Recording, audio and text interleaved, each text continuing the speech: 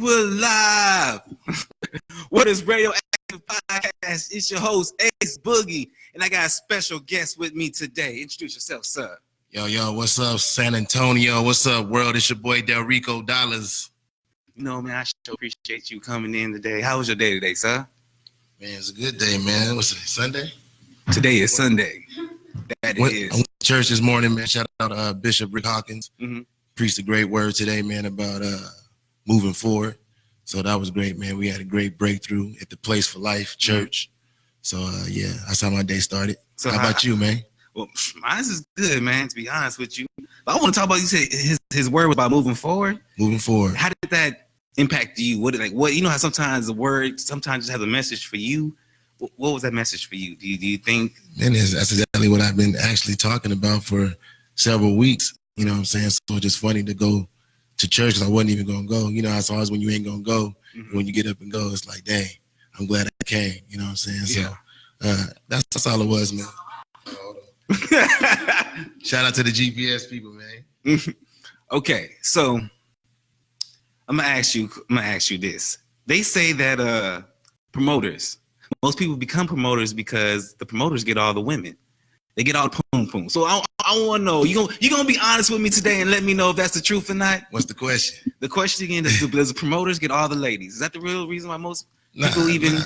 I mean, no, of course not. I mean, you know, if you was a real player, you was getting it before the promotion. This is true. Well, we all know, with you being the man, I'm the one who let you into this building. Yeah, but everybody's promoting anything, man. I mean, if a chick is just trying to have sex to get in the club, that's pretty crappy. Yeah. You know, but no, I mean, it don't always happen that way. You know, first of all the promoters ain't good looking as me. You know what I'm saying? So I mean, have you heard any stories on how maybe even how desperate these women may be to or maybe just maybe I've seen it all. Yeah, well, how about a promoter story on how they do get women? You know what I'm saying? I mean, it may not necessarily be yours, but he may be a friend. You know what I'm saying? You gotta say no names, but yeah, I mean, you know, I've seen it all. Man. You see it? I've seen it all. It definitely happens. That's why you know about it. You know. So what about being a radio host? I mean, to be honest, you get all the I've actually just barely started doing it. So I 3 mean, months? I don't have no fans per se yet. Nah, you said 400 people, man. I mean, 1,800 views. You know, I guess so. Maybe you're right.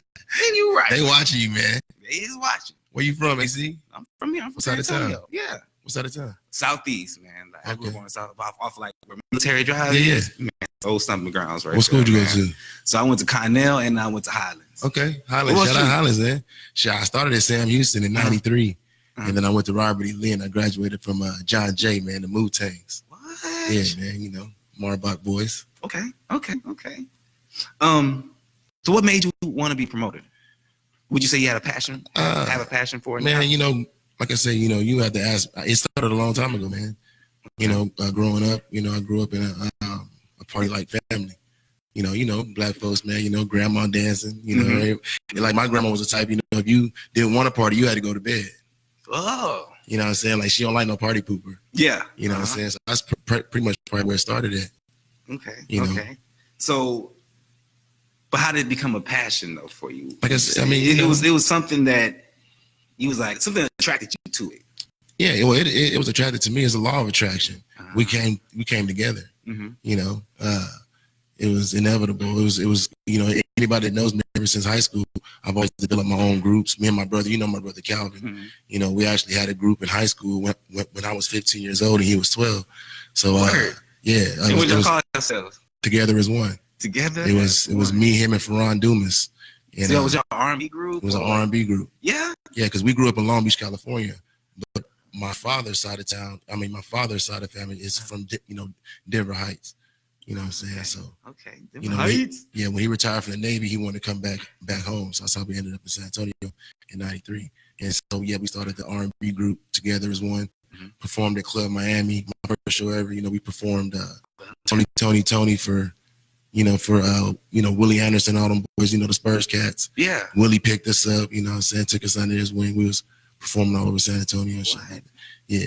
See, I knew your brother as Face. Yeah, that was yeah, I knew, man. He did a song for me, man. Me and my partner a long time ago. We was working with Spook. Yeah, Spook Guy. Shout out Spook Guy. Doc Dangerous, baby. Yeah, man. That was long ago. Yeah, we all time, man. So the passion just came from that, man. Like I say, developing my own group since I was young. Went to the military for a little while. Even in the military, I was, I was in choir all my life. You know what I'm saying? Ever since high school. So you can sing yourself? Yeah, I'm a bass. What? I didn't know that. Yeah. I'm the one to put my brother on his first stage when he was 12 years old. You know what I'm saying? Your brother cold. Yeah, he cold. I mean, your brother cold. Yeah, one of the coldest. So the passion came from just people like you to me, like my brother. Like, what are the odds I have a brother like that? So I was like, man, how can I keep us close? So I developed that group together as one, and that's how we rock. You know what I'm saying? So the passion started as a young kid, man. What branch of the military were you? I was in Air Force. Air Force, huh? Yeah. Shout out security forces, man. We appreciate your service, man. Yeah, thank you, man. Veteran. Question: how do you become popping as a club promoter? Like, tell me the steps you take to create that nostalgia in the club, to get that club atmosphere. Because that all comes from you, pretty much. It's like Kobe said, man. You don't see me shooting the shots in the rain. Nah. You see the finished product. Like, right. It's meticulous. It takes a lot of work. It's patience, just like anything else. You know what I'm saying? Like when we started, with the club out there called Cluso's, off of 281 now, it's Live now. Mm-hmm. You know what I'm saying? It wasn't popping like the first day. Mm-hmm. You know what I'm saying? 2, 3 people, 4 people. Next thing you know, 400 people, 500 people. Next thing you know, 2 years. You know what I'm saying? Moved to Coco Lounge, 2 years. You know what I'm saying? I never fell off. Cluso's got sold after 2 years. And then when I moved to Coco Lounge, after 2 years, they ain't pay their taxes and shit like that. Oh, excuse my language. So, the club got took. So after that, I bowed out. I was like, man, I need some health insurance, man. So I got back in the workforce. So now I've been working for SWBC for 4 years now. They own part of the Spurs and several other teams in the city.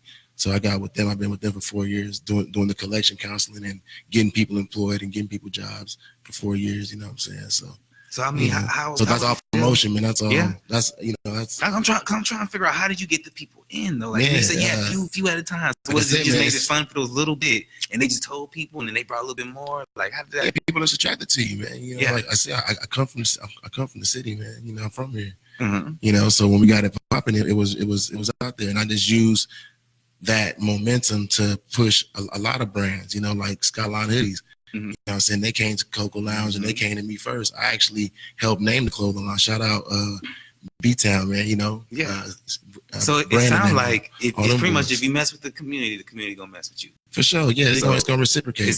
There we go. I show everybody love. Like, everybody know that, So you think that's a good way to get your support? Definitely. Support somebody locally? Yeah, you ain't got to ask me to show love. I'm already showing it. Like, everybody knows that. Like, if I see something I like, I share. That's how I got started in the promo game, actually. That's really, like, messing with Kenny Baker and all them boys back in the day. I used to just, like, MySpace days, just letting everybody know in my products, like, where I was going to be at. Like, and this is where we finna be at. You know what I'm saying? We was out there just running the street stuff. I walk in the club and, we in there popping bottles, balling and stuff like that. The DJ starts shouting you out. Shout out DJ City. I wasn't even really a promoter yet, but he used to shout me out. He used to be like, Del Rico, like he used to hype me up like that. You know what I'm saying? Shout out City, man. So me and City is the one that rocks for those 4 years. So he's a DJ? DJ City, yeah. Man. C.I. What? Man, legend, man. I don't even know. Yeah, of course. It's cool. How old are you? 31. Okay, so I'm 40. Yeah, okay. Yeah, it's all good. Okay. That makes sense. All right. Yeah. Man. So what would you say was the biggest show that you ever threw? Man, it's probably that little Kiki, man, when I bowed out of Coco Lounge, man. Shout out Roy Perkins and them boys and T-Poke. So you combine with the other. Yeah, of course, man. Is that the best way to do it? I mean, man, I was an entertainer first. Okay. So I understand what it feels like to be an entertainer and not have an outlet. So, having those venues, if you look at, stuff on YouTube, Avar tell you, I used to book Avar. Now, Avar went from getting booked to booking shows. You know what I'm saying? And that's what promotion is. If you look at the word promotion, it means to, keep moving forward. There you go. Yeah. It's, promotion is a raise. Continue to promote yourself, elevate. Don't just stay in one space. So promotion don't just mean clubs. You know, I'm doing boxing events now. I'm doing sporting events. We're looking to get signed to a major network. You know what I'm saying? Because we're attracting 3-4 million people that I performed for last night. You know what I'm saying? This is my 4th show this year. You know, it's professional boxing. This ain't no amateur shit. These records count. Like, we're molding the next future champions of the world. You know, so not only do you promote with clubs, you also promote with the boxing side. You promote whatever needs to be promoted. So you just a hustler. I mean, everything's a hustle. Everything's a hustle. You know, but I'm at the V Lounge. I'm the head of security at V Lounge. Shout out Tony Cervantes and Omar. You know, you do everything, bro. Like, you like the Renaissance. I dabble in everything. Got to. If the work, God ain't gonna give you nothing that's too much for you. You know what I'm saying? If I couldn't do it, I wouldn't do it. And you know, I just. So, what do you see? What's your favorite out of the club scene or the boxing scene? I like it all, man. It's you know, the club scene was cool, but like I said, I'm 40 now. You know, I get paid good from Tony and them boys down at the V Lounge, man. But the boxing stuff, it pays well too. You know, shout out that boy playing all them boys. You know, he put a post the other day like, you know, he's hard. He said, "See," I'm like, "Yeah, you are." I said, "But I'm probably the highest paid." You know what I'm saying? Yeah. You know, we get friendly competition. You know, you get paid for what you. Yeah, but Play started with us, man. Play and Wild Star started with me. Yeah, you know, we used to have a Wild Style show, the Chop Shop. Shout out Seth Ureste, man, DJ Chop. You know what I'm saying? You know, I had a show like I had, you know, the One Radio. Shout out Nick and them. You know what I'm saying? Man, you done been there, huh? Yeah, I did it all, man. I told you I was fought out of live life. So I promoted all this stuff, equipped me, even having shows on the One Radio. You know, the stuff I did on here with my voice, using my voice, that helped propel me to do what I'm doing now in the boxing world. You know, being able to be a professional ring announcer. What advice would you have for anybody who wants to start promoting right now? Like, they was like, you know what, today I want to be a promoter. What advice would you have for them? Don't just rely on social media, man. It's, you know, the definition of promotion, if you want to go the club route, is guerrilla marketing. You got to be a guerrilla. You got to be out there in the trenches. You got to be in the trenches. You got to get out there hand-to-hand combat, meet your people, meet your fans, develop relationships. You know what I'm saying? That's how we used to do it back in the day, man. Black Diamond and them boys, they'll be at every event and showering cars of flyers. You know what I'm saying? Like, so they'd be at somebody else's event. Of course. Is that a problem? I mean, of course. I mean, if you get caught, yeah. if you get caught, it's a big if. Okay, so you say little Kiki, but is you willing to go do that? You gotta be willing to, you know. You got to. That's what you say. Get in the trenches, right? Yeah, you know. So how bad do you want it? Yeah, real passion is living or die. Is life or death to you? Then you know you. So you be walking in Walmart and you see some folks. You be like, you know what? I want you to come to my show. Yeah. Yeah, I was taught that. I was taught that by you know, mentors. You know, you like someone has a name tag on. You'd be surprised what happens when you use somebody's name tag. Do it next time you're at HEB. Say, "Thank you, Heather." She'll look up like, "Oh, hey, okay." You'll see her reaction. Is that more a personal thing? Yeah, of course, because social media. I say the world has become conveniently inconvenient. Okay. You know what I'm saying? The world's become convenient, but now it's informal. You know, people don't want to, you know, even see each other. Like, there's options on Facebook and stuff like that to call people, and people be like, "Why the hell you video calling me?" Because motherfucker, it's an option. Right. I can do it now. I mean, damn, why am I your friend? Right, in the first place. Shit, I can't call you. People ain't. You know? Some people find that weird.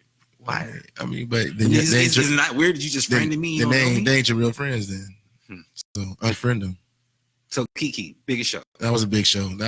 How many people? Man, I mean, wall to wall, man. I want 400.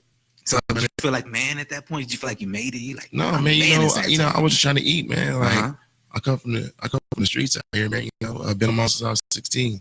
You know, grinding out here with everybody. Everybody knows me. You say the Rico Dollars, they all know me. I've thrown hundreds of parties. Yeah. Like I say, you can. That's how Ava used to say it, but I used to say it, I think before Ava, I used to be like Google. I actually had a Twitter handle that was Google Del Rico. Yeah. That was my first Twitter handle, was Google Del Rico. So as long as you can look me up, then you can see what I do and what I'm about.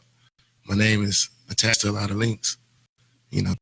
So thank God for technology. Like I said, it's convenient, but it's also inconvenient, you know, technology these days. And don't just rely on social media. If you're gonna get started in promotion, that's my first lesson, because I see so many people fail from that. You know, everybody ain't on your Facebook or even your Instagram. Like, you know, you might think you the shit, and then you blow and smoke up a club owner's ass because you ain't got nobody coming out. So if I want to promote Radioactive, would you suggest maybe I get some cards? Of course. That maybe go straight to my always be closing. That's a rule in sales. Always, right. Man. Like always I was looking for actually when I was in the car right now, when I took a minute to get out, I was looking for some cards. I was like, damn, I ain't bring no cards. That's what I was looking for. Well, I mean, you did bring a whole bunch of promotion. What is your promotion team? What is that? It's TMB and PRB Entertainment, man. Some good friends of mine, like I said, I'll leave y'all on the links, man. But basically, I work in film and stuff like that too. I've been doing this since high school also. But I work with Malibu Films, Alexander Dragici and Greg Hanley. And a couple of years ago, I used to work with them at a sober recovery center and a drug addiction center. It's called Sober Recovery. So Greg Hanley, he's the CEO of that. You might see him on TV on Fox every now and then. So I blended with them. I was doing security for them because that's my background.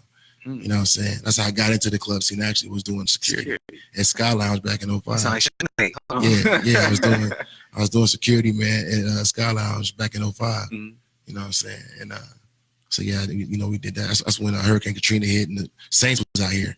So shit was booming. The New Orleans Saints was out here. Yeah, and what? Training camp? No, man, they lived out here for like about yeah.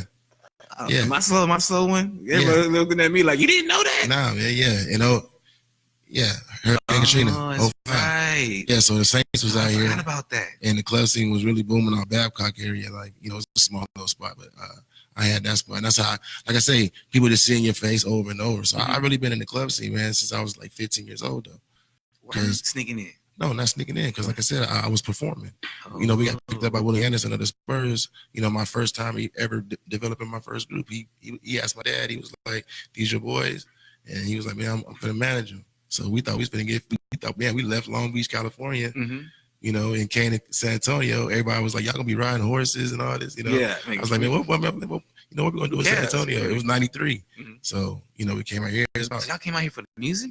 No. That's what I'm saying. Like we came here because my dad, he got sick, so he wanted to retire out the Navy. You know what I'm saying, to be close back to home. So came. He was from here. Yeah, he's from Denver Heights. You said that earlier. Yeah, our grandfather was he owned the first black-owned record shop in San Antonio called Music and TV World. Where was that located? It was right here on Pine and Nolan. Really? Yeah. Pine and Nolan.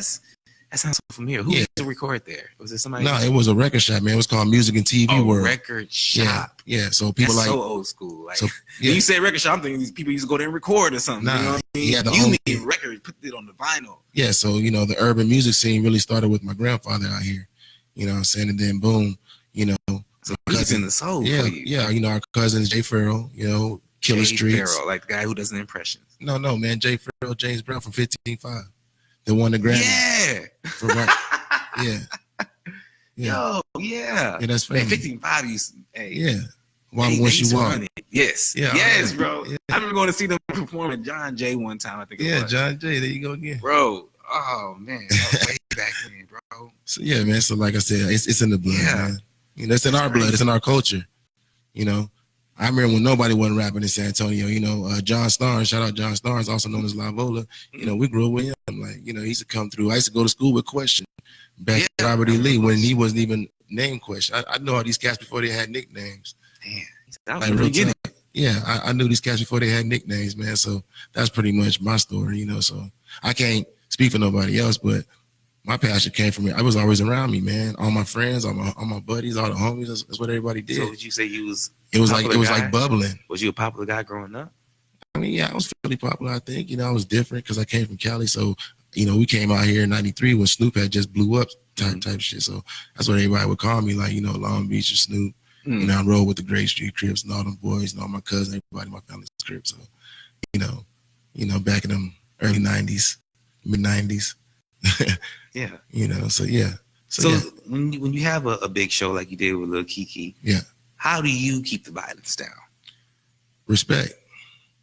Nobody. Yeah. Respect. Okay. Yes. Respect's gonna get you a long way. I'm not gonna say that. Let me finish. Go.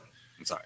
Respect, because like I said, I come from the same streets as these cats. They used to see me down and out. I used to live with some of these cats, in high school type shit. So we grew up together. Now my boys run businesses. You know what I'm saying? Like all the cats from the north side, man, most of the John J cats is doing something big, real estate, some type of entrepreneurial, something entrepreneurial. You know what I'm saying? And then when I was on throwing the parties and stuff, I invite all the homies out that was doing something, you know, and everybody would just pack the place. You know what I'm saying? So like I said, it's fam, man. It's relative. Like, you know, we're all here. We're all related. You know? Do you control the music that's played? Yes. Yeah, that's a big way of controlling the crowd. You can ask any of the DJs I've ever hired. I've always required them to play even updated stuff or new stuff, or even trying to break stuff for artists. I would let artists, you know, if the spot was packed, I'd be like, man, bring y'all's cameras in here. You know, film part of y'all's videos and stuff up in here. This is all part of how you bring that nostalgia right there. Those little jewels right there. Of course, you know, DJ City, you know, showing love. If the music was hot, it was getting played because, you know, you come into Coco Lounge and see your video being played right after Rick Ross or Fat Joe. You know, now you personalize it again with the artists. Yeah, so you know, it was, you know, it was for the community. It was our club. Right. I didn't really want the support. I was like, man, I got the spot, nigga. Right. So come on, I got this spot. Like, it's like, you know, I got the spot. Y'all come through. You know. So being in this life, what all stars have you met? Yeah, I mean, I still meet. I gotta talk to me about. I want to know. I want to know. I mean, I can show you, but then I can tell you. Okay. Well, these folks at home can't see. I work with world champions, man. I'm on Mikey Garcia's payroll, the guy that just fought Errol Spence. You know what I'm saying? I done both of his events. You know, they drove me out, flew me out, you know, to Dallas. You got flued out? Flued out. I had the flu. I was cold. Yeah. But yeah, you know, they put me out there in Dallas, man, for the fight. I got in the actual fight. Got to meet like some of my favorite fighters, like the Bronze Bomber, you know, Wild and all them boys. Everybody was kind of clowning me. Oh, you think you the shit because you took a picture of Wild. I'm like, you damn right, I think I'm the shit. You know where I'm from? To this day. Yeah. I turned around and he right behind me. I'm like, man, I forgot where I was at. Yeah. I'm like, I'm actually at the fight. Dang, so how'd that feel? It felt great, man. You know what I'm saying? You know, it felt good, man. You know, and like I said, you got that Team Moronis boxing on your wrist. You're gonna see, because like I said, y'all are getting media passes. Shout out Rick Moronis, man. So I'm letting you know right now, Ricky, we getting who is Ricky? Ricky's the CEO of that wristband. So Ricky, we're gonna get these cats media passes, man, for the next event. It's probably gonna pop in September, actually. So yeah, we got something coming up in September. So you know, definitely like to have y'all at the weigh-ins, the press conferences, then actually have it, you know, have you live at the actual event, like live commentary. You know, and y'all will be part of those streams. So as far as on the artist side, have you met anybody doing that while you're, you know, in promotion? What? So, I mean, have you met any rappers, singers, you know what I'm saying? Yeah, other than boxers, you know? Yeah, I met so many people, man. I can't even begin to. Yeah. Okay. You know, I can't even begin to tell you, like, that's part of the game. People come through and just show up. Like at V Lounge, I want to say maybe since April, I've chilled with Tony Rock, Chris Rock's brother, Slim Thug came through, Walker came through.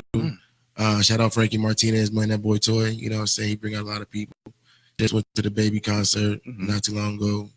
You know what I'm saying?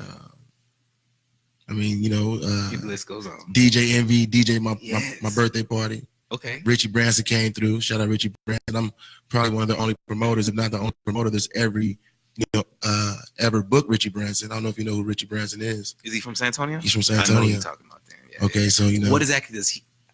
You're not going to promote him. He's nerdcore. He's got his own lane. He created his own lane. Like I know video games. Him do like music like for animes. He's a genius. Yeah. Okay. He's a genius, hands down. He just does it all. He's a genius.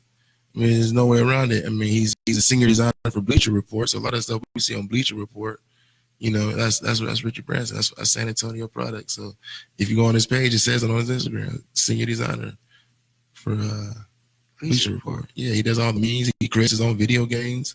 Right. He's a developer. Hey, Richard, you need to go ahead and come on. Yeah, come man. on the show, man. Yeah, he's big time. Yeah. So I think I booked him twice. You know, when he was first coming up, now he's traveling across the world, driving. Does he act like he don't know you no more? Hell no, he came to my party. Yeah. So you still show love. Of course, man. DJ Envy's there too. You know, we took a picture on my joint. Now that I finally accepted you. Y'all, Del Rico did not want to be my friend, y'all. I swear my friend request was sitting in his inbox forever. But my bad, man. My bad. He busy, y'all. He busy. Who were you starstruck by? Man, you know, that's funny, man. Like, I be working, man. If you know anybody that knows me, man, I'm helping with the bottles. I'm moving back and forth all around. I'm providing service, man. Like, I feel like I'm the star. Like it might sound big headed, but like I'm like y'all at my shit. Welcome. Right. You know what I brought you here. Like the Spurs. I didn't even know the Spurs charged people to come out. Really? Yeah, I didn't know the Spurs charged to come out to people's parties and stuff. Like I found out by all Stephen Jackson parties and all that. No, but they would come out. Man, I booked Stephen Jackson for his first show with Killer Leon at Cluso's. What? Shout out Big Head. Yeah, Steve Jackson. I booked it for. So no one left you starstruck. Other words, nah, man. Is there an artist out there or a person out there who would leave you starstruck?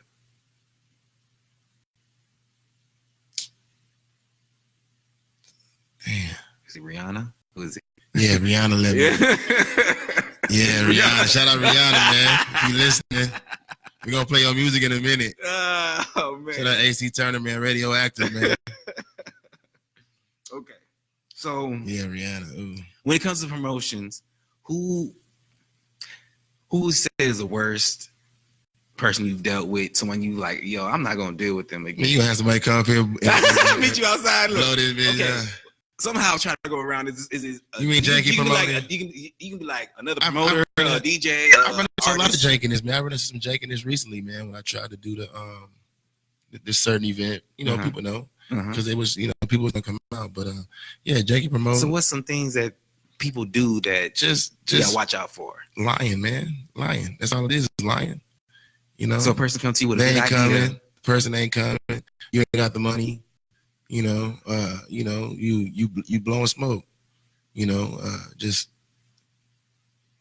not being 100 with it, man. That's jankiness. I've been into it several times. You only get one time with me, because once you attach your name to something, people want to associate you with that. So, I don't got no problem like pushing somebody out there, but I'm not gonna do that on here. Yeah, because I've already squashed it. I've block delete, out of there. Yeah, for sure. Like I say, moving forward. So what about the best? Who's someone you like? Yo, I would definitely work with you again. Man, one of the all the OGs, man. Shout out Kurt K-Rock Frazier, man. He owned 8811 recently. He was he's an OG promoter. Man, came up, promoted himself. Always been an upstanding businessman, and he took a lot of people like Scott Maloof under his wing. Scott Maloof was doing big, major real estate now, and that's just promotion. Yeah, man, these promoters have elevated themselves. Right. Moses Thatcher, all them boys, man, everybody's doing big things. Even my cousin, James Brown, he's got a company called Leverage where he's trying to give artists the leverage in the industry because they're the ones doing all the work. So he's trying to develop something right now, a business called Leverage. You can hashtag Leverage and see what that's all about, So, he's part of the Grammy board and all that stuff, here in Texas. So that's big stuff for San Antonio, So how do you bring stars down here? How do they bring you with their booking agents, man? They got booking information. So anybody can just find that information? Of course.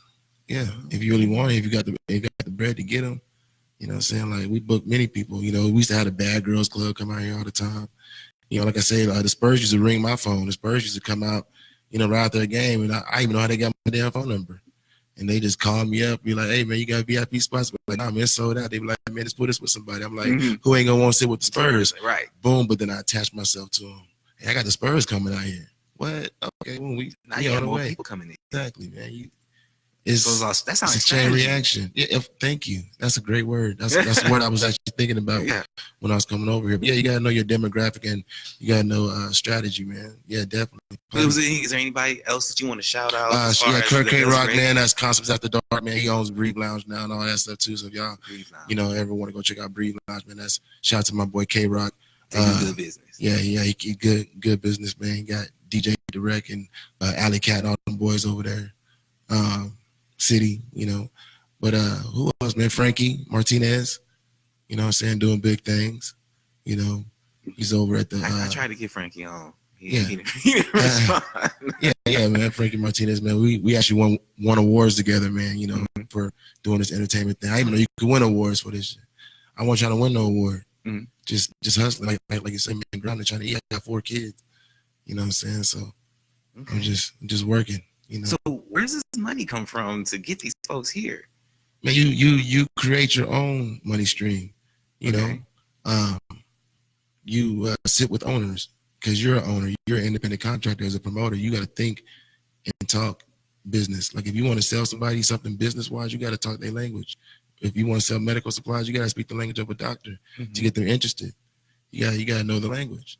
So it's a language. You go to Wayne's Wings. You go up to him and you say, Wayne know what's up. Wayne came to me. Okay. I'm trying to figure out. No, check it out. No, I'm gonna give you a cool story because Wayne, before he got big and doing what he's doing, we put him in the kitchen because it was popping. Yeah, he started. I saw him. He was. But we put him in our kitchen when the club was at the top. We let him rock the kitchen. So a lot of people got that. That was us attaching ourselves to each other. Right. Feeding off. So yeah, shout out Wayne's Wings. I remember when he had the thing outside. That's what I said. That's what I heard. I heard he started out in the truck. But anytime he'll tell you, hey man, yeah, hell yeah, Derica let me make money wherever he was at. That is love right there. Yeah, he ain't taking no money out of my pocket. I set my deals up with the owner directly because I'm a boss. I will talk to owners, of clubs. That's any promoter talks to the owner of the club. You don't talk to nobody else but the owner. That's who gonna write you a check or pay you some cash. So whether you make a door deal or a bar deal, that's on you. I had something where I did a sliding scale. If I went over a certain amount, you gotta give me more money. So that's how I got my. I'm the one who brought these people here in the first place. But they help too. They get flyers and stuff. Like I say, it's all about your deal. It's all negotiation, man. Promotion is negotiation. Making deals. That's what I did with the boxing. The TMB and the PRB, that's Team Arona's Boxing with Prince Ranch Boxing out of Las Vegas. I teamed up my boys Greg Hanley and Alexander Dragici with my boy Rick Moronis Jr. And now we have a conglomerate. And now we're signing fighters. You know what I'm saying? We're actually signing fighters, cats right out of high school. They're already living their dream through this business that I helped mold, this relationship, this partnership. You know what I'm saying? Because I saw the opportunity. You got to be an opportunist as a promoter also. You got to see the right spot and be like, man, I got to go get that hot spot. That's a hot spot. That's what promoters do, man. Like as soon as a new club opens up, everybody's putting in their bid. You know what I'm saying?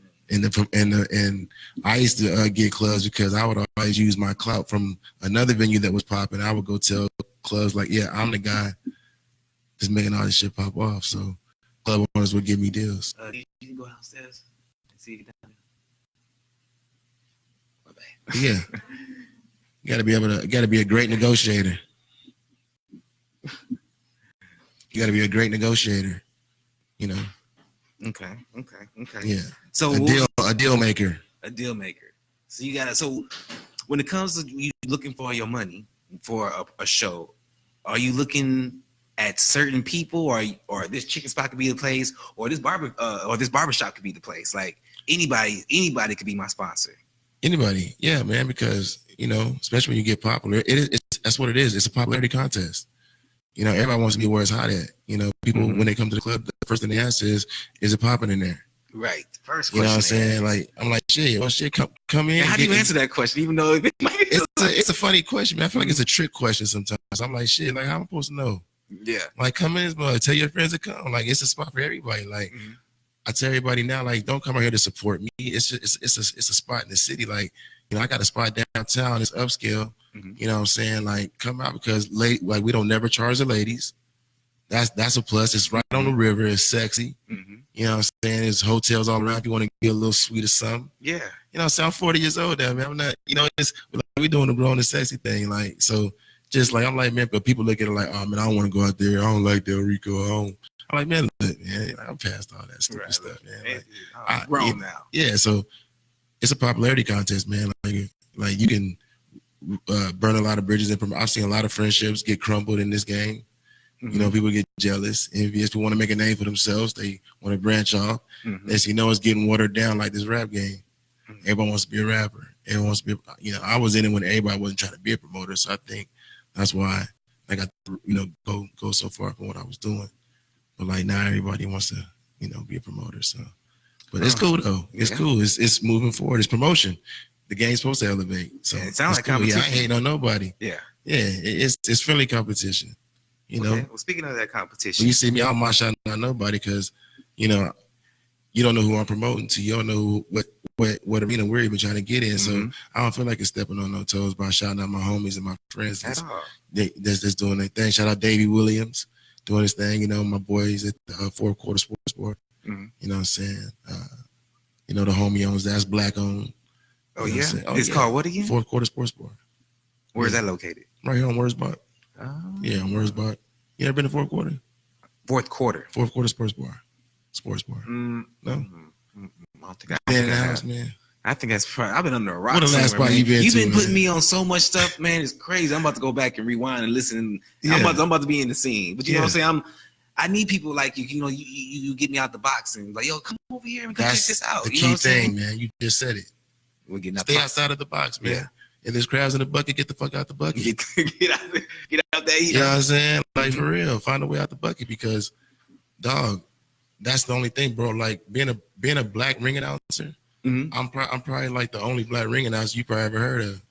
Oh snap! Shout out Avar the Star, man. First no auxiliary. Come on, take a sight. Man, what is up, bro?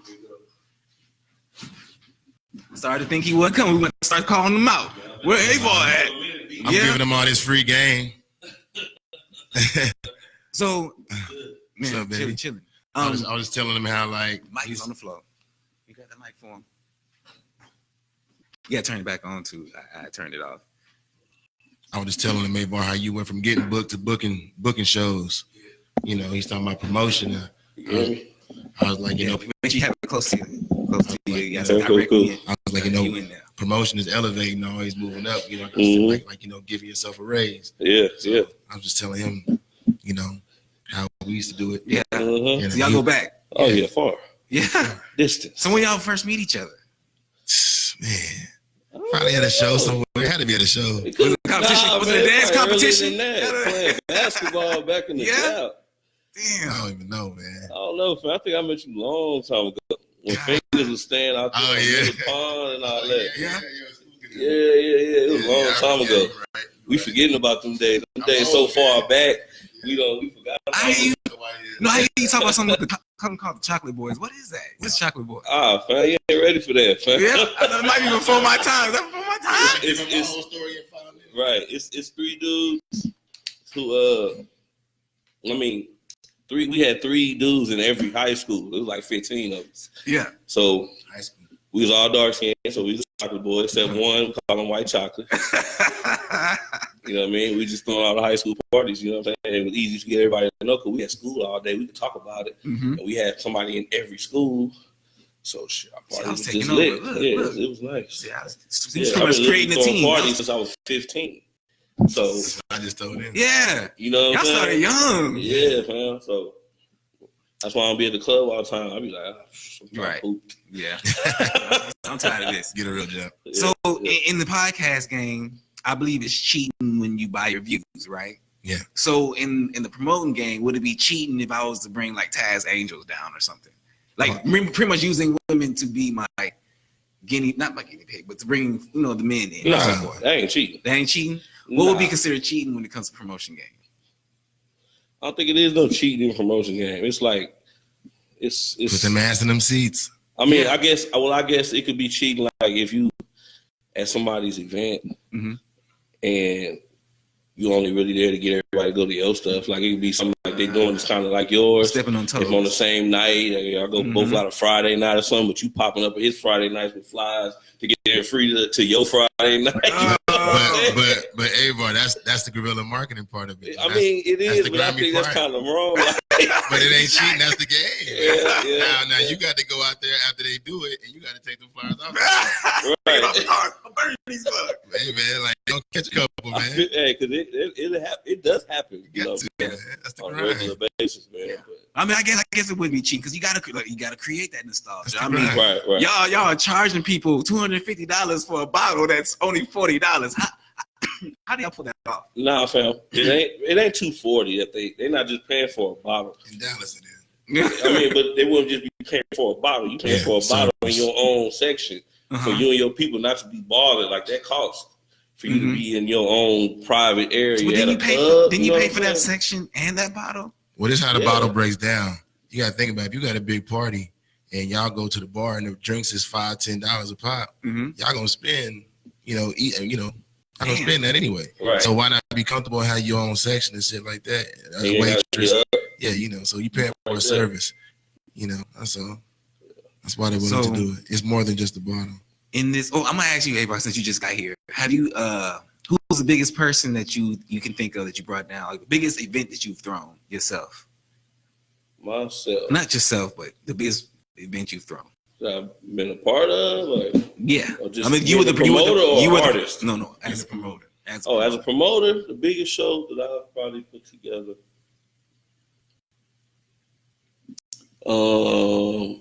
I think that first my video shoot, that Can't You Tell video shoot. The one that was at the park. That was lit. Yeah, that was lit. Yeah, we had a whole lot of people. I seen police came and shut us down, said it was a fire because it was nowhere else to park in the whole park, and everybody driving in slow. So they were saying if the ambulance tried to get in there, they wouldn't be able to get to nobody. You know what I'm saying? It was like not fast enough to save nobody.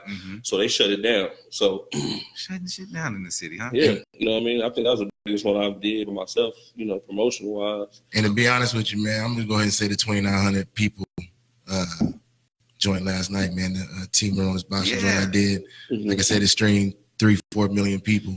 That's got to be the biggest thing I've ever done so far, as far as, you know, being a part of something like boy, that's a lot of people, you know, man. promotion. So was your nerves bad when you was hosting that? Man, I've been on stage all my life, man. You know, like I said, I've been in choir. You know, I was in choir. I started choir Sam Houston High School. That was at one of them fights from last night?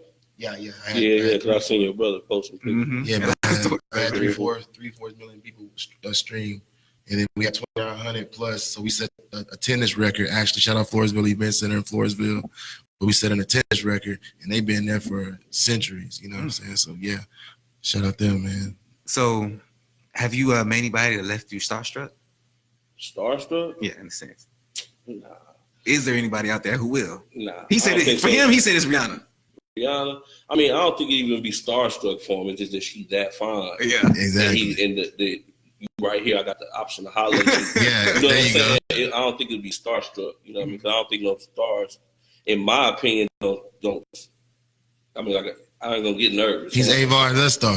Yeah, first of all, you know what I'm saying? But seriously, I don't think that just because I've met people, like I grew up my whole life around them type of people, not knowing who they was until, or what that even was until I got older. Which lets me know that these are just people. You know what I'm saying? Yeah. Like I've been around Black Panthers. I used to hang with Eldridge Cleaver's daughter. You know what I'm saying? Which is a high-ranking Black Panther. Geronimo Pratt's son is my best friend. I done chilled in the house with Roy Jones, Geronimo Pratt, and my homeboy. Yeah. You know what I'm saying? And this was before Roy Jones was whooping everybody. He was just a kid. You know what I'm saying? And nobody Roy Jones Jr.? Yeah, like That's Junior. crazy. You know what I'm saying? He was young. He was older than me, but he was young. You know what I'm saying? He wasn't even whooping nobody yet, but he was hanging around rap a lot people. You know what I'm saying? He was already in that crowd. They already knew what he was going to be doing. But like I said, so me being around these people and knowing that they normal people, when I meet them, I know they normal people and I treat them that way. And I think that's why I kind of get a different response that a normal person might get from you know, a star or something like that, because I'm not like, oh my God, let's take a picture right now. I done booked people that come down here and I ain't take a picture with them before they left. It's business, man. Take this money, do your job, get back on the plane, go home. It's for everybody else to take pictures. Everybody know I brought them. You know what I'm saying? And then I be working at the time anyway, so I don't even care. You know what I'm saying? But yeah, man, I don't think nobody can make me starstruck just because I know that you're just a normal person. Beyonce used to live in H-Town, fam. Yeah. You know what I'm saying? Like, she didn't always live with Jay-Z. You know what I'm saying? True. You feel me? Like, I remember when she came down here at the AT&T. I mean, not AT&T. I think she was at the Alamo Dome or something. When they just had, no, they was at the Coliseum or something during the one of them. It was AT&T Center? But I know they came down here as Destiny Child when they was first had Bills, and all that. One of my homeboys worked at the spot. I don't think it was the AT&T, so I don't think AT&T Center was built yet, was it? I don't know. Don't give me the line. No. When she was about when it was Destiny Child, she hadn't left the group yet. Oh, okay. They was all together still. You know, we holding it down. And this before Michelle fell that one time on stage. It's way before that. It's way before that. They wasn't booming like that. They was good, but they wasn't, you know what I mean, topping the charts like that. They was just a hot group at the time and got booked to come down here at one of them carnivals that they be having. We got back there and met them. They was real cool people. You know what I'm saying? Like right now, I'm pretty sure Beyonce probably act different. for sure. Then she acted then. Yeah. You know what I'm saying? And I didn't get no picture with them then. It was just cool. Like, hey, y'all be singing Bill. Who's an artist you wouldn't want to deal with anymore? Who's somebody you wouldn't want to deal with anymore? Like, this is the worst experience. Or somebody I dealt with already? Yeah, and you like, nah, I don't want to do this no more. I don't think I do this no more.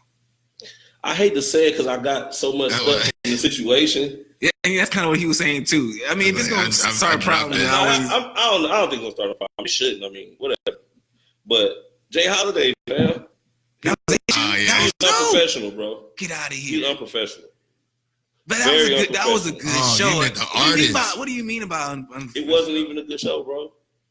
Maybe because it was a girl that went on before him. You did. I don't know if you shout did. Shout out Whitney Connor. Who was it that? But she shut it down. Yeah. Did you do Life? Was cool. Life? Did you do that one? Yeah, Life was good. That was good too. That was cool. Real good. But I thought Jay Holiday was good. I couldn't tell. Okay, well let me just say this. It looked probably good. It did. I was saying it did. From a person who don't throw shows. Yeah. I throw shows all the time. I know what a real artist gonna get up there and do. Okay. You feel me? As a major artist, somebody I'm paying thousands of dollars to come down here, and then the person who's local did a better show than you right before you. I could have paid them thousands, man. It just because real talk, I feel like if people be coming to my shows, it don't matter who there. I done threw one at the Carver with nothing but locals, and it was 300 people in there. I'm doing them at Bree now. We average about 300 people. So if I bring Jay Holiday or not, I feel like I'm gonna still. I know how to get people to come out. You know what I'm saying? Yeah. So if I pay you thousands of dollars, bro, to come down here, you need to wow us. Yeah. Don't come down here because it's San Antonio and give us some bullshit you wouldn't do in Dallas. So what is it that he wasn't doing? Because maybe I haven't been to enough shows. I'm gonna just tell it what it is. If they get bad and they find out, it's the truth. So I don't care. You can ask my security because I had the security. Yeah, I heard up from the airport and everything. Mm-hmm. He gets off of the plane pissy drunk. Was he drunk at the show? It's 4:30 in the afternoon, fam. Oh, he was there. Wait, he got here that early because he showed up late. I think, huh? He showed up to sound check late. You feel me? He beefing with his manager. You know what I mean? They arguing about something that Jay Holiday did wrong. So Jay Holiday like, I'll find my own ride. Gets to walking off, and like my security called me like, hey man, regular people, man. Hey, he basically about we would never be starstruck behind these guys. They're regular people. You'd be surprised how they really act. And like, man, it's some real like a lot of people don't even. They be happy to meet us sometimes. Yeah, because we be cooler than them. Yeah, you know what I'm saying? We just ain't worldwide known. You know what I mean? If San Antonio had the outlets like Atlanta or whatever, it'd be a lot of us on already. You know what I'm saying? Why don't we have that? We don't because they don't want to come down here. You know what I mean? Well, they have such great shows when they do come down here. I don't get it. They're great to you. Some of them ain't got paid. Yeah. Or they had to damn fight and argue to get paid. The way they treat it, they ain't getting what they asked for. They might say, I want 3 rooms at a 5-star hotel. They got 3 rooms at the Motel 6. Oh, Lord. Yeah, now. So you come down here and you get treated like that. Yeah, you're going to do your show and your job, but you still got fans you got to please. Mm-hmm. You don't want your fans to be like, oh, man, forget him. He came down here, didn't even get on stage for him. Now you got 100,000 people that don't like you because they don't know what happened behind the scenes. So you can't let your name get messed up. You know what I mean? So some people are going to just do it on the strength of that. Some people don't care. Cliff said and they like, nah. Cliff said he love you. Cliff and Simmons. Yeah. That's my G. That's my G right there. You know but like I say, Jay Holiday came down here drunk. Like a cousin. Yeah. Jay Holiday came down here drunk. Mm-hmm. First off the plane drunk. Okay. Mm-hmm. As soon as he got here, like the sound check was like unnecessary. You know what I'm saying? Like he didn't do nothing. Mm-hmm. Then during the show, had a couple of complications with the mic, which I felt was because you didn't do the sound check like you were supposed to because he was drunk. You know what I'm saying? He was very touchy on a lot of females, like females coming to take pictures and he rubbing all on their backs and all that. Which is, I mean, if you Trey Songz, fam, and all the girls want you to rub on them, that's different. But if you're making people uncomfortable with it, then that's a whole nother story. He's shooting his shot though, man. I mean, I feel you. It's 100% shot you don't shoot. I feel you. But I mean, I shoot shots, but I don't make people uncomfortable with my shots. I make sure them shots, I'm at least the rim. I'm at least hit the rim. Right. You know what I'm saying? I'm not shooting air balls out here. You know what I mean? He got the juice. I mean, he light skinned and he can sing. So he's supposed to. It looked like he had the juice from the distance. I mean, like I said, it was a lot of women there that did come man. to see him, and they want. I mean, you know how it is when you're a star, or they think whatever they think about you. He was lucky Nipsey Hussle wasn't there. That's you feel me? Because he would have got thrown out the club. But nah, real talk. Like I say, there's some people when you deal with major people and they do it right, and you can see other people who do it wrong. So it's like other people, like the normal consumer, don't see that. All they see is what's happening on stage. They don't see what happened behind the scenes. That's for sure. That's why I thought it went great. The things that people have in a writer, some people are outrageous, bro. Yeah. Like some people you wouldn't even book because of the little stuff they got in their little thing. Like all red M&M's type thing. T-Pain, he won't all. I think it was like yellow or something like that. If he get a red when he ain't performing, all this stuff. I never came across nothing like that, bro. It's pick R. Kelly. He wants, I think it was like 33 hotel rooms. Damn. It's an outrageous number of hotel rooms you want. Half of the rooms is for his clothes and shoes, fam. Like he gonna have a room with just and the little girls. Maybe he gonna have a room full of jackets. Get the hell. He gonna have a room with just shoes. He gonna have a room just shoes. You know what I mean? Now, because his fame is going down, he ain't asking for all that no more. But when he was boom, boom, boom, he asking for outrageous stuff and outrageous money. You know what I mean? That's why now he going through what he going through, and people ain't riding for him at all because he was already the bad guy. Like nobody already liked you. You know what I'm saying? Now you got to say your jacket. They couldn't wait to turn their back on you. You know what I'm saying? So I don't know, man. I get different people act different way. I'm not saying all artists are like that. Some artists are just all the way cool. A1 people like Pierre, that comedian. Man, that was the coolest person I've met. So-called star ever. You know what I'm saying? He cool. Like I thought he wanted to go to the hood and stuff. You know what I'm saying? Like he didn't mind going nowhere. He felt as soon as he felt comfortable, he knew he was straight. It was all good. You know what I'm saying? So he became one of the homies. Yeah, he really cool. Matter of fact, he the one got me the information for this next show, which is Case and Rodney Perry. Those people called me. I didn't even call them. They called me because Pierre told them, "Hey man, I went down there in San Antonio." And this dude, Avar, did some very good business with me. I got paid. Hotel was straight. Ride, everything was good. So you might want to call him. Rodney Perry called me. His manager happened to be the same manager for Case. So boom, there it is. So and then Case, the same manager manages that girl that sang Refill, Elle Varner. So now I got her coming next. You know what I mean? From the same manager. But all because you did good business with one person. You know what I'm saying?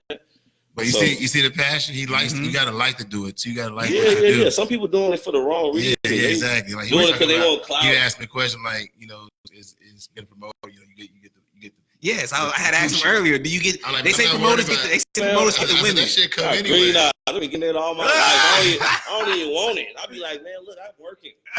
Not for real, fam. Like, nah, it ain't even about that. Don't nobody care about them. Like. I'm not saying I don't care about no females. Don't get me wrong. The majority of my crowd is because females. once you mess over the females, they're gonna take all their friends. They're gonna talk about you. You're gonna lose that crowd too. Like, and it's I'm trying to keep that separate, man. Yeah, man. And it's not even about that.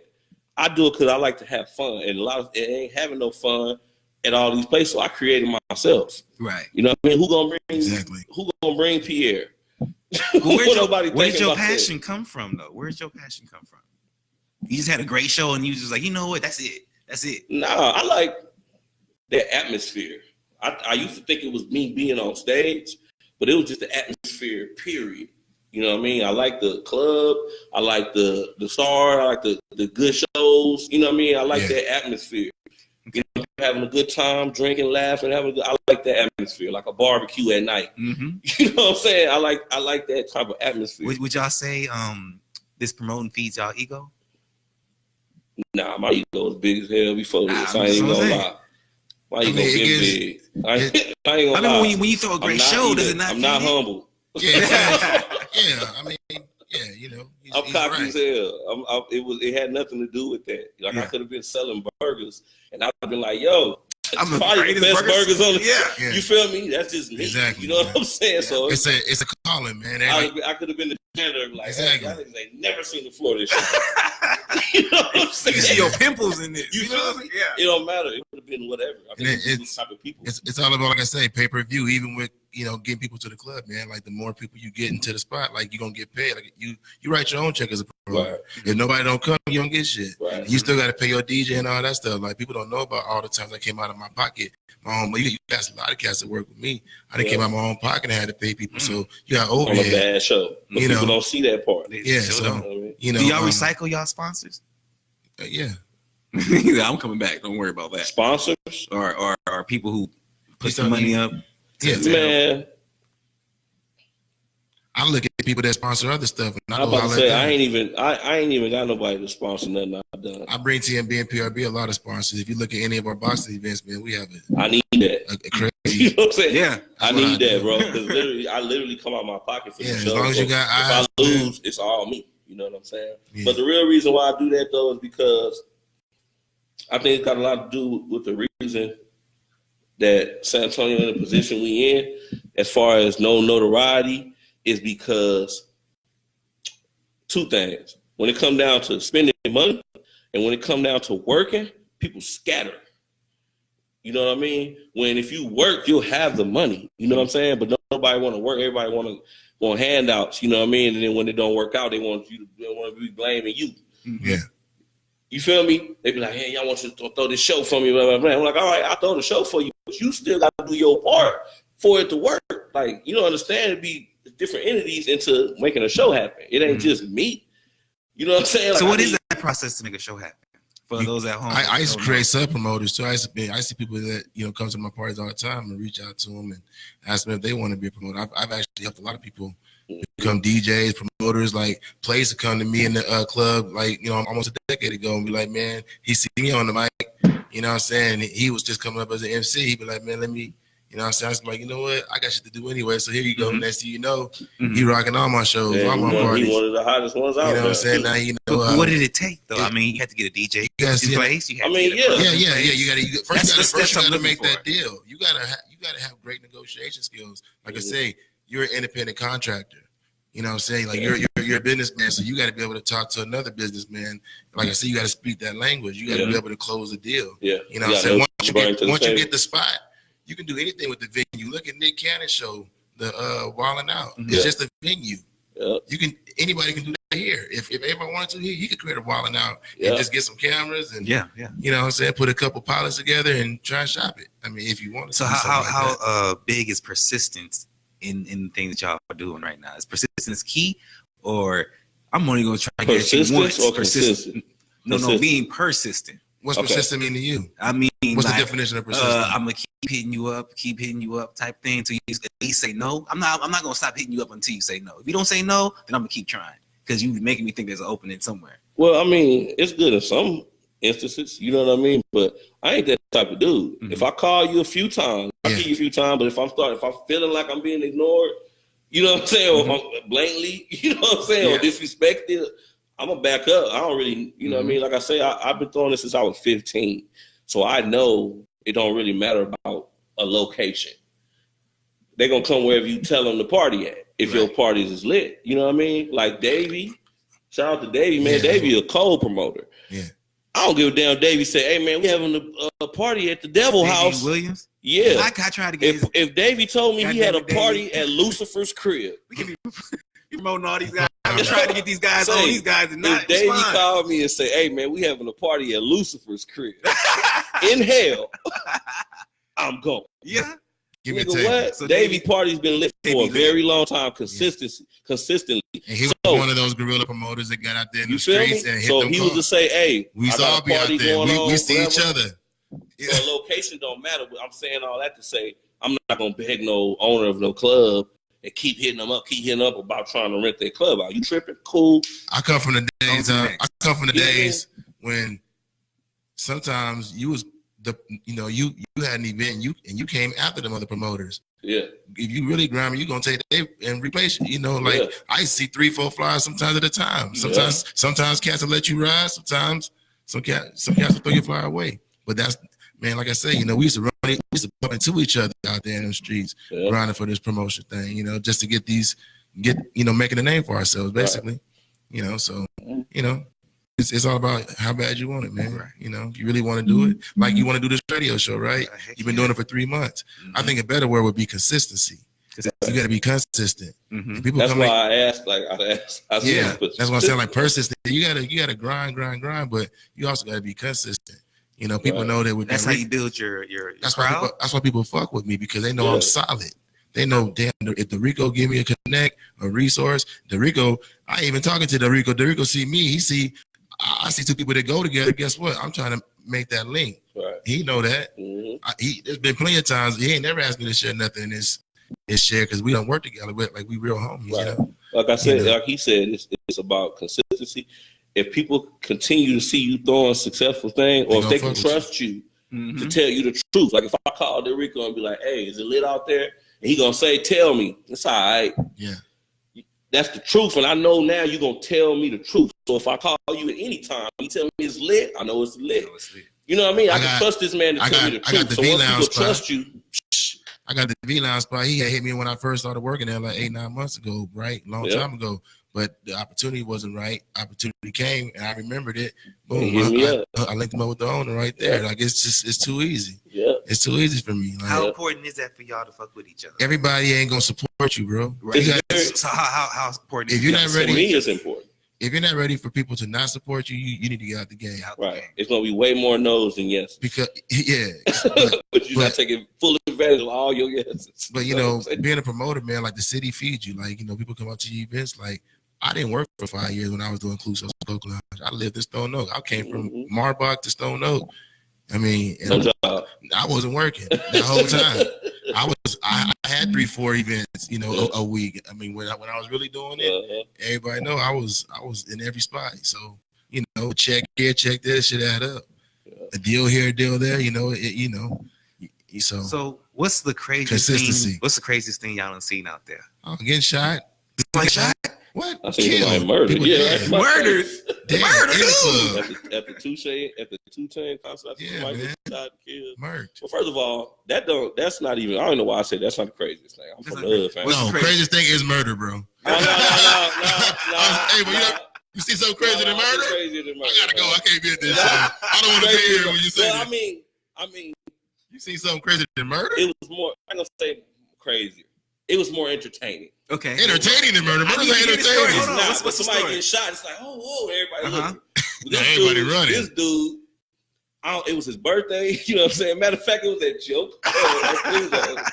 The nigga got drunk or something. He was on. I think he went to the bathroom, was doing some cocaine or something in the bathroom, and the undercover seen him or something. I don't know this guy. He started running, and he don't know him. He started running through the club. It was like the security chasing nigga all through the club. He get outside the club, try to run. They zap him with the what you call it? The taser. Zap him with the taser. He take it like a G, like 3 of them, bam.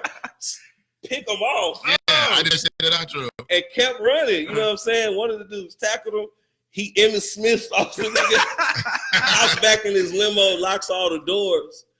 They beating on the door, trying to get on the thing. The driver went all the way around, hopped in and just pulled off. I'm like, man, what just happened? But like that whole scene while that was happening, I'm telling you, but I can't even explain of how all this was happening, fam. Yeah.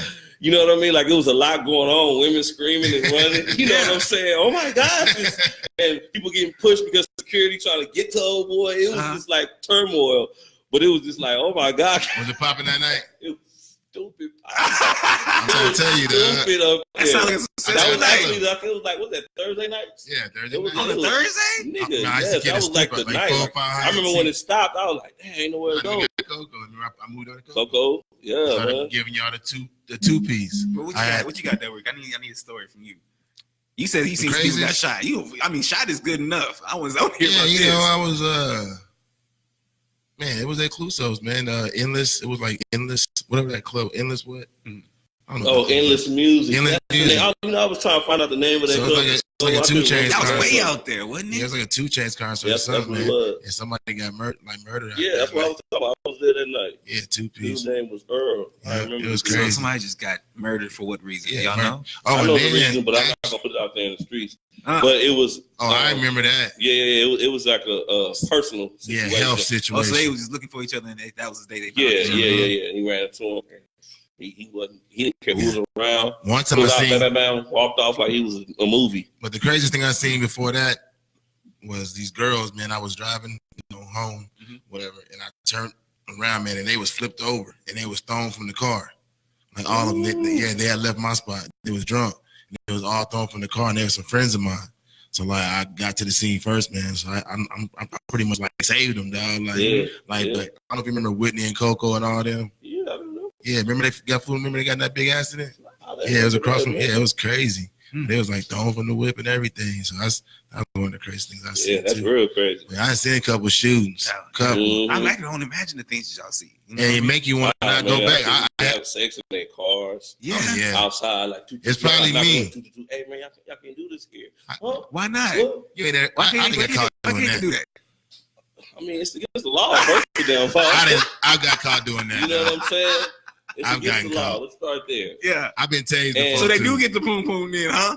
Oh man, yo, it's part of the game, man. It's part of the game. I look at it like this, man. I've always worn suits, so the women look at me different anyway. Like they, got the beard and shit. Like like he got the green eyes. You got to have the it factor too, man. Of course, you walk a certain way, you talk a certain way, you handle people a certain way. I've always given people the great customer service. That's always been my thing. I think that's why everybody fuck with me. Like, Avar, no. Yeah, like I said, they trust you. Yeah, they trust you. Like I told him, like, remember Coco? I said, man, you come in your spot and you never know. I'll be playing your music before you don't gotta ask me. A video being played, you want to shoot the music. I was doing video doing a show. Everybody in there already knew the words. Doing words to the song because we was a kid. We kept them in rotation. Man, it's crazy. I think it stopped with y'all, like y'all's generation. It did. I was doing the video releases. I think it stopped with y'all's generation because I don't think the generation below y'all is showing that same love to one another. Well, that boy playing Wild Style got it popping at Ice Lounge somewhat. Right. You know what I'm saying? But I mean, they did a good job. But I mean, if you look at how the world is, we had Coco crazy. It's eat or be eaten now. Like it's not a lot of love being taught. You know what I'm saying? Like right now, rappers think the only way they're gonna get on is if they diss another popular rapper. These rappers ain't even getting on it. We ain't getting on with music no more. They getting on with controversy. Then it's rap. Like the baby. He got on because he was beating everybody up. Now you want to listen to his music because you hearing about him beating everybody up. You're like, who is this nigga whooping everybody at? Hey, you know what, Coco, man? We never fell out, bro. Like, them shows was on the up. Oh, yeah, I know. Y'all just stopped. Nah, because the dude, Frederick, I'm telling him, a lot of these club owners, like, you got to think about it, man. Like, it's business, man. Like, it's funny how a club owner opens a club but can't put people in his own spot. Yeah. So he has to subcontract people like us to get people to their spot. You know what I'm saying? That's crazy if you think about it. That's why they always ask me, why don't you just own your own club? I'm like, man, because I don't really want to, not here. You know what I'm saying? Because San Antonio ain't black enough for me personally. I ain't really originally from here and stuff like that. So, and I'm very diverse, man. I've always had partners. I've always partnered up with whites, Mexicans, and blacks. Right. I've always partnered up with the corporate cats, and I partnered up with, cats from the hood too. I've done it all. I've had them all in the same building, in the same establishment, and we never really had too much trouble. Never really, we never really had too much trouble because of the respect factor. They tried. Right. He had viral moments. Right. He's had viral moments. He's had viral moments at my events. Yeah, it's crazy. I remember seeing some post. It's crazy. Yeah. You know what's so crazy? I said this about you before. Avar. I honestly feel like you give people the energy that they give you. I honestly feel you give people the energy that they give you. I really do. I even tell people before I give them the energy they be trying to ask me for. I warn them. Hey fam, you got about 5 or 10 minutes to leave me alone, or I'm gonna get you. Man, I've seen this man roasting. How'd you get this gig? Who, me? Yeah. Networking, doing Miss Nika. You know what I mean? What made you want to be a radio host? Huh? What made you want to be a radio host? Man, I've always wanted to be on the radio, and I just didn't see that happening. And then podcasting came up. And I was just like, same difference. Yeah. You know what I'm saying? And you're an artist too? I talk a lot. So you're an artist too? I mean, I used to when I was younger, but no, I'm not an artist. You know, okay. Oh, you just said my brother made a song for you? Yeah, when I was younger. I was in high school. Oh, word? Yeah, that's how long ago it was. Damn, okay. Yeah, he booked my brother all the time. Yeah? Yeah, because that's what it leads. It's a chain reaction. I've always showed that's how I met his brother. Yeah. Exactly. Another resource. But like I said, like he said, it's about connecting. Like he wouldn't even introduce me to his brother if he felt like I was somebody who he can't. You know what I'm saying? Yeah. Or he ain't. It's homies I wouldn't introduce him to because I know they don't do good business. So I'm not gonna have nobody I introduce you to do some bad business with you. I'm be like, nah, I don't know nobody who can run your show. Bridges. You know what I'm saying? He kind of flinched at the respect thing. I'm like, that's exactly what it is. Yeah, it is. It's really what it boils down down to. to. I got respect for everybody until you either disrespect me or give me a reason not to respect what you're talking about. That's usually lying or, you know what I mean, or something like that. But other than that, you're going to get full respect out of me. That's why we on your show, fam. Yeah, you know, it's you giving us a platform, you know, showcase, but we also going to give it back to, like I said, I got immediate passes to all the events. I like, man, we need media. You know you good at my show. It's a wrap. Call me. You know what I mean? And that's another thing a lot of people are afraid to do is they're afraid to give away shit. Yeah. You know what I mean? A lot of people so worried about losing, that's why they losing. You know what I mean? But I be feeling like this. Every show I got, when I set my show up, I remember, okay, look, I got thousands of friends. So I'm at least had to give away about 50, 60 free tickets. That's cool. But if you want a free ticket, fam, I need you to get on Facebook and tag about 50 people and tell them about this show. Then I'm going to let you in free. Because out of them 50 people, at least one of them going to come and pay. You getting paid for this? Sure. You want to know how you get paid? Yes. So this is how you get paid. So you asked about a sponsor. So I got a company to where we sell merchandise. So I'll make you this deal. Any tickets you sell through your show, you get 10%. I don't even want it. Guess what that's going to do? You got a podcast, you get 1,800 people, and I got the Scottish right downtown. Now you selling tickets. Now you the ticket master, and I'm gonna give you a 10% that I would normally get. How you gonna track it though? Because they're gonna buy from your show. They're gonna you're gonna be like the Rico. You gotta get the ticket. It's like the dope game. I'm not gonna give you the tickets until you tell me you got them sold. Yeah. But if you get them sold, I'm not gonna take that 10% that I normally would get. That's what I get from my ticket sales. Plus, I get my salary from doing all the ring announcing, and I get another percentage from setting up any sponsors I bring into the business. Right. How do you guys stay motivated doing this? Because I know money. But the money ain't always, you know what I'm saying? It takes a while to get to the money. That's what I'm saying. You know why I call myself the Rico Dollars? Why? Because I'm the only promoter that's ever done that in the city because I want to set, like you said, I took myself out of the box. Now everybody calls me that. Just like they call him Avon the Star. I gave myself a character. And then I recreated myself again and called myself the Pro Monster. Right. Now everybody call me that. Right. So now I know my shit working. Now I'm knowing people paying attention. You know what I'm saying? Steve Harvey said something one time. Any man with the mic has a responsibility to get the word out. I call myself the minister of boxing. You know what I'm saying? That's what I call myself as a professional ringer. I put a hashtag. I nicknamed myself the minister of boxing. I'm spreading the gospel of boxing, pugilism. You know what I'm saying? And boom. Yeah. Next thing you know, I'm on niggas' payroll. Y'all ever sit promotion? Get yourself a raise. This is true. Give yourself a raise. Be your own boss. All that is. That's what being a boss is. Giving yourself a promotion. I'm gonna give myself another $175,000. I'm gonna cut 50 people off the team. I got to cut people off the team. Word? I can do this. Man, I've had club owners tell me, hey, Rico, I only see you promoting. I don't even want him here with you. I've had club owners fire promoters that were working with me, dog. Swear to God. Real talk, bro. They doing too much. And what do you do at that point? I've had people come to the club at Clusos. People thought I was the only promoter there because no one else even fucked with anybody else. I nicknamed the upstairs VIP Sky VIP. Yeah. I started calling this guy VIP. Next thing you know, everybody calling the phone. Man, let me get Sky VIP. Let me get that Sky VIP. I said, dog, I'm a genius, man. I'm a fucking, Yeah, man. Do y'all ever sit back and y'all see a lot of people at these clubs. Y'all ever sit back and try to figure out people's stories? Y'all just look at them like, man, look, I have a story like this. I say, man, you know what's crazy? Doing it for so long. And that's why when I start because once you start to meet celebrities, like I said, I met celebrities since I was 15. Willie Anderson probably was my first starter. I give you that because he was 6'8", he was tall. He approached my dad. He used to own the Avalon in Rock Island, which turned into like a bunch of clubs later on. You know what I'm saying? So like he picked this up, and that's why I was like, man, who's that? Pop, my dad was a big Spurs fan, so he was like, man, that's Willie Anderson Spurs. We going downtown to his office downtown. We got a real choreographer now. Like we getting out, we getting bossed up. He giving us. I'm like, man, hold on, dog. We done came from Cali. We finna get famous. Right. We like shit. Calvin's 12. I'm 15. I'm like, oh, we finna get on. You know what I'm saying? I'm like, hell yeah. This shit ain't work out. But yeah, man, like I forgot mine. Lost my train of thought. I done I know, blew that sweet. Yeah, look. Well, I'm just saying, like, you know, you look at people and you just be like, but that's where you was at. Looking at people so when you in the club scene, man, I used to be able to tell who was going. I used to tell people. I used to be like, watch, he gonna stand in this spot. Yeah, he gonna buy this drink. You know what I'm saying? She gonna do the same dance. She ain't gonna holler at nobody. Mm-hmm. Like, dog, I used to see. Look at a girl and be like, her coochie he gonna call me and order this. Jimmy though. Did you ever look at a girl and be like, her coochie stink? No. Hey, not power. I could do that at Walmart, nigga. Not look at a girl and say her coochie stink, but literally smell it in the club. Oh, good lord. Like musty and them people. Nah, fam, I'm gonna tell you what's crazy. You gotta remain nice to them. I'm gonna tell you that was crazy. The women that these niggas be chasing the most be the nastiest, the mustiest one, house the dirtiest, fam.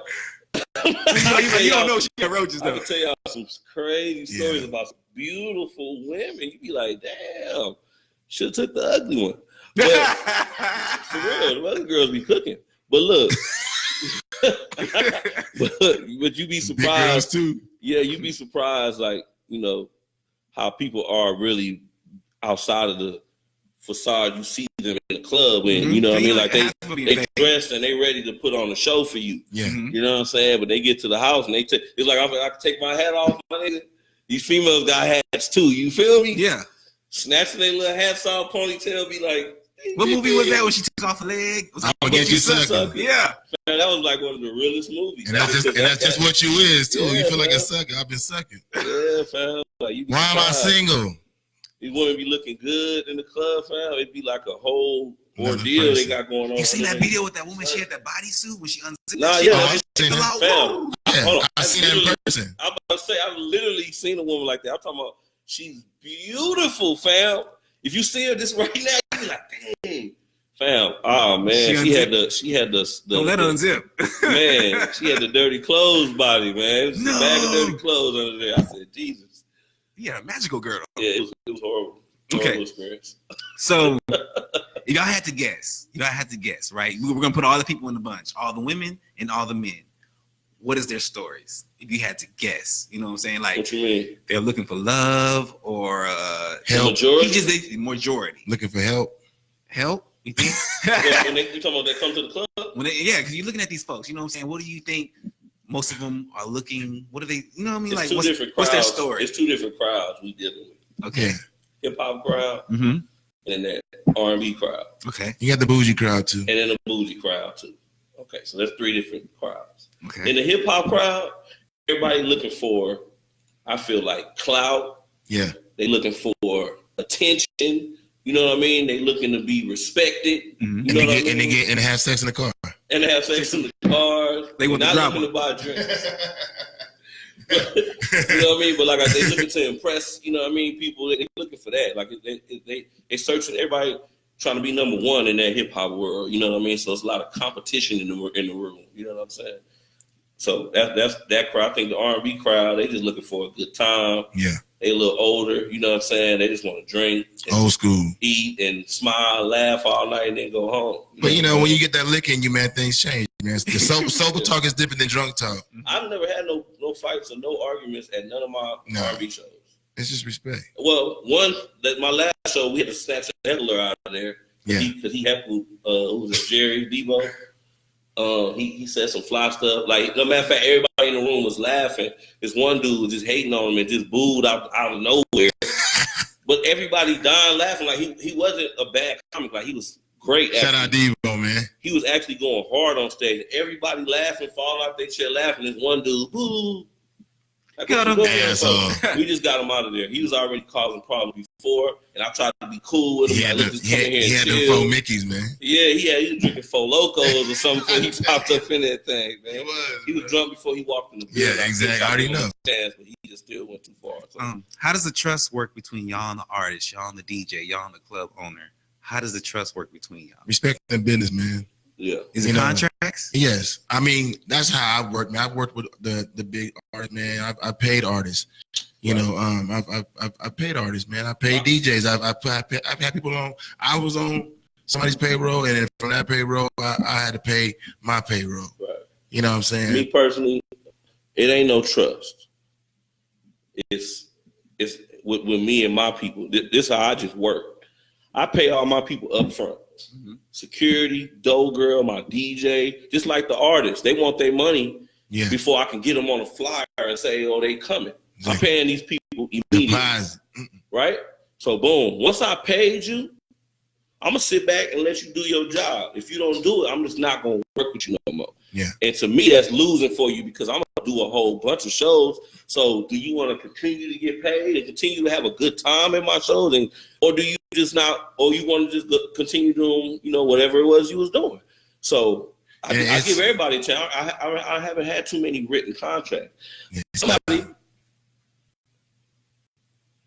that I've worked with very close to the One Radio did me that way. You know what I'm saying? I gave them some stuff. They didn't do their job.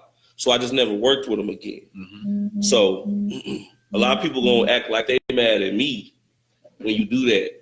But I don't care if you mad at me. Like if I pay you, you know what I'm saying, to let me come over here on your radio show, right?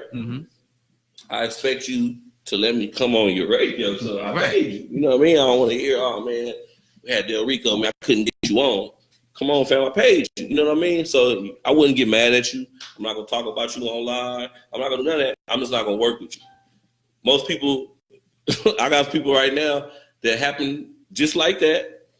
And they be making up stories about me when I ain't around to tell people what really the problem is. They'll say, oh, yeah, he was tripping over a girl. This one dude, he telling all his people that I'm mad at him over a girl. Man, I ain't mad at you over no damn girl. It had nothing to do with the girl. We did business, family. You didn't do your job. Do anything for clout. So I just ain't messing with you no more. You know what I mean? But he couldn't tell his homeboys the truth. Right. Yeah, man, I didn't do my job. He paid. Yeah, I lost a good friend over $50 in this game. Yeah, bro. Over $50, and then like people, I gave her an opportunity to be a promoter. You know what I'm saying? And like she got big headed. Like it fed her ego because. You ain't in it for the same reason that I'm in it. You know what I'm saying? Like, I said everybody too, like, I'm not out here for the same reason y'all are out here. If you see me out, I'm getting paid. When you see me at V-Lounge, I'm getting a check. Or I'm at the crib. You know what I'm saying? Like, and that's how I want to just set my life up. Like, every time you see me, I'm getting a check. You know what I'm saying? Like, anything you see me promoting, pushing, you know what I'm saying? Everybody be like, man, you post too much. I'm like, man, get the hell off my page. Yeah, I got work. I got work to do. I'm working. I'm grinding. I'm a brand ambassador. You know what I hate too as a promoter? When I'm promoting something and somebody owns something I'm promoting, man, I'm sorry I can't make it, fam. Look, bro, keep that to yourself. You can't make it, don't say nothing. We don't care if you can't. Would you want them to lie and say I'm coming even though they're not coming? I would rather them. Yes. Because even if you ain't coming, I want you don't to say nothing. Like if I send you an event page, even if you ain't coming, click going for me. If you mess with me, you feel me?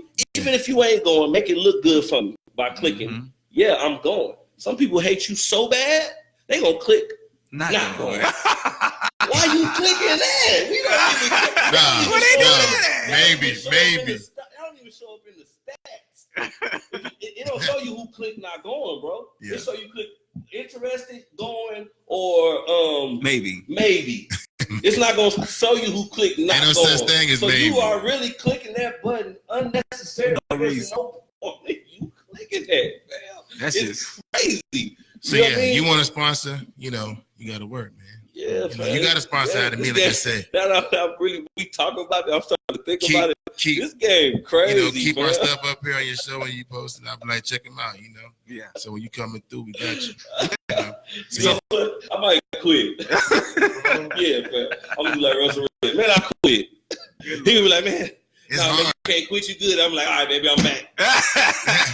You gotta have a good team, man. I got a point. You gotta have a good team, man. I got a point for you. That's nothing. Yeah. We gotta have a good squad around you. Yeah. Support system. I think that's in anything though you doing. If you ain't got people around you to pat you on the back, hey man, don't worry about it. You got it the next time. If you ain't got them people, it's gonna be a horrible time for you. You know what I mean? Because you need that sometimes. Because it don't worry about no haters, man. They you know, you ain't got to be a promoter to have haters. You should be happy to have them. Yeah. Because if you ain't got no haters, it ain't working. I've been in many wars, bro, with promoters, even like battles, Twitter wars, arguments. Like we were young and dumb, man. You know, everybody was fighting for a spot. You know what I'm saying? Like when I started promoting, man, I wasn't supposed to be promoting, I guess, to certain people, but they didn't know that I used to promote MC battles like a long time ago with 98.5. I had Live Ola and people like what's his name, man, my homeboy, man. God damn it, I'm having a brain fart. Taiwan. Mm-hmm. You know what I'm saying? Like I remember Taiwan when he couldn't even get in the club. M Duke, as hot as he is right now, I used to get M Duke in the club, like Oakland, to book him for shows. He couldn't get in the club. I had him on the One Radio. You know what I'm saying? Interviewing them, and now he's doing big things. Shout out Duke, the GOAT, man. You know Duke? M Duke? You don't know M Duke? That's around your age, friend. You need to know M Duke. He was real close with Blake. Yeah. Nah, even before that. Yeah, Duke was with B. Forston. Remember I introduced y'all to B. Forston? Yeah. Y'all introduced me to some goddamn folks, man. I brought it to you two last year. Tell him my mixer, fam. I am. I'm glad you're here because I'm about to get one of them tickets. He's like, it's free. Everybody be like, how much a ticket? It's free. You just got to come meet up. I'm charging for that because people do charge for that. But the reason why I'm not charging for it is because I know we need it. You know how many rappers out there don't even know what an ASCAP and BMI is? You know how many radio hosts don't know who M Duke is, one of the hottest artists? Come down here and talk to us and say something like, man, I'm trying to get on the radio, man, 98.5, friend, they won't play me, fuck them. Nigga, you can't even get on there if they said yes. You ain't got the right paperwork to get on there. You feel me? But it's all about how you want to run your business. You gotta understand, you're an independent contractor. Again, it goes back to consistency, bro. Like if you gotta write up a contract, write it up. Write it up. Be a better. It's a better business answer to do it that way. Shout out Clifton Simmons, man. You look at his page, man. He takes pictures. He's so versatile. Clips everywhere. He's doing weddings. He's doing comedy shows. He's doing Comic-Con. Yeah. He's with the hood. He's from the hood. And he's approachable. Like he's a promoter. It's an entrepreneurial spirit. If you don't have that spirit already on you, then it's not gonna be for you. You're gonna be there's a customer, it's the consumer. Mm-hmm. But consumer is, to consume something is to be eaten. You consume something like, or a better example, either be the spectacle or the spectator. Mm-hmm. I'd rather be the spectacle. Mm-hmm. You're the spectator. The spectator pays the spectacle. Mm-hmm. You know what I'm saying? So, it's about what position you want in life, man. It's the laws of attraction. Yeah. Like, this was always going to be our calling. We was always going to be doing this. Like he said, since we was 15. You didn't know, he was going to say it. When you came in, I said, I've been doing this since I was 15. Yeah, it surely did. So, it's just laws of attraction, bro. It's just those things. Men, that's what happened. Yeah. You came in and started to realize, okay, who are we? Who's watching the show right now? A lot of people don't realize who they are. You know what I mean? We realize that. How many people? Where are we at right now in people? Let's see. Well, I would say probably 15 people. 15? That's just like watching? Okay. Mm-hmm, current. It don't show you views? Not yet. So it'll be after. Later, right? Yeah, it'll let me know exactly how many people clicked in for a little bit. Let me know what the views is. So what's comments? We got comments? Oh yeah, we got plenty of comments. What they talking about, man? What y'all talking about out there, man? Ask us some questions, people. What they want to know, man? We leaving they had asked you leaving the audience out. No, they had I forget all about the customers. The thing of saying, what would you tell the promoter who's trying to come up? And a lot of people saying they learned a lot. They just saying little things like, oh, okay, I didn't know that, stuff like that. Well, who's saying like who's known on there that you know? Like I say, Cliff. Okay, yeah, he's fam. I mean, he probably let me see if I know anybody. Too much people. It's cool. That you may know. I might need to know them. I know everybody. Who out there like boxing? You know what I'm saying? If y'all watching, who likes boxing, man, let me know. Or if y'all want to get involved into boxing, I got a gym too. I got my own gym. I set up Nogalitos. Great. So what's up, Dexter, man? So I want to ask y'all some questions outside of promoting real quick. So have y'all ever, growing up, I'm talking about any time in life. Yeah. Have y'all ever started a rumor before? Started one? Uh-huh. Nah, that's some hard shit. Bro, I think God. Okay. Well, you know what? Let me stop lying. Okay. I did start a rumor, but it wasn't like on some. See, when you said rumor, it made me feel like some stupid shit. You know what I'm saying? That's why I say any point in life. Look, I started a rumor that I was the hottest fucking rapper in the city. And started promoting it like that, telling people that like, hey man, so and so said I'm the hottest one out here, and people started saying that shit to the point where people was like, well, let me listen to him then. You know what I'm saying? Because if he's saying he the hottest, or I'm hearing that he the hottest, you know what I'm saying? Like, when they form their own opinion. Right. And how I did it was through females. Anything a female say, these dudes is listening. You know what I mean? So I had some girls going around telling people, hey, you heard about Avar? He the hottest. Who is that? Whatever. It just started a little buzz for me, and it worked. You know what I'm saying? So he my twin, man. Yeah, fam. I mean, I know what, like you said, we know our consumers. We know what y'all want to eat. You know what I'm saying? These bro, I used to pay people, but you see, okay. I had a cheating tactic. I never really started no rumors. You know what I'm saying? I ain't gonna lie. A girl put me on a dirty one time, so I put her back on a dirty. But it wasn't dirty. That little website. Yeah. It wasn't a rumor. She spread a rumor about me. If you look at it, like people, she said I don't take care of my kids and all the other shit. That's what my people say that. Anybody know me? Well, anybody know Del Rico? He definitely takes care of his family. Even outside of my kids, my siblings, like everybody know that about me. So you could tell a lot if you really know Del Rico. Now, stuff I put it about you, I'm gonna tell the truth now. Right. And that's what I told her. I told the truth. It wasn't so much a rumor. Right. So I want to hear it. What happened? It was crazy. She bust me in my lip at the club. So you put that picture on the dirty? No, the cops was there. And man, they ain't do nothing to her. So Avar good.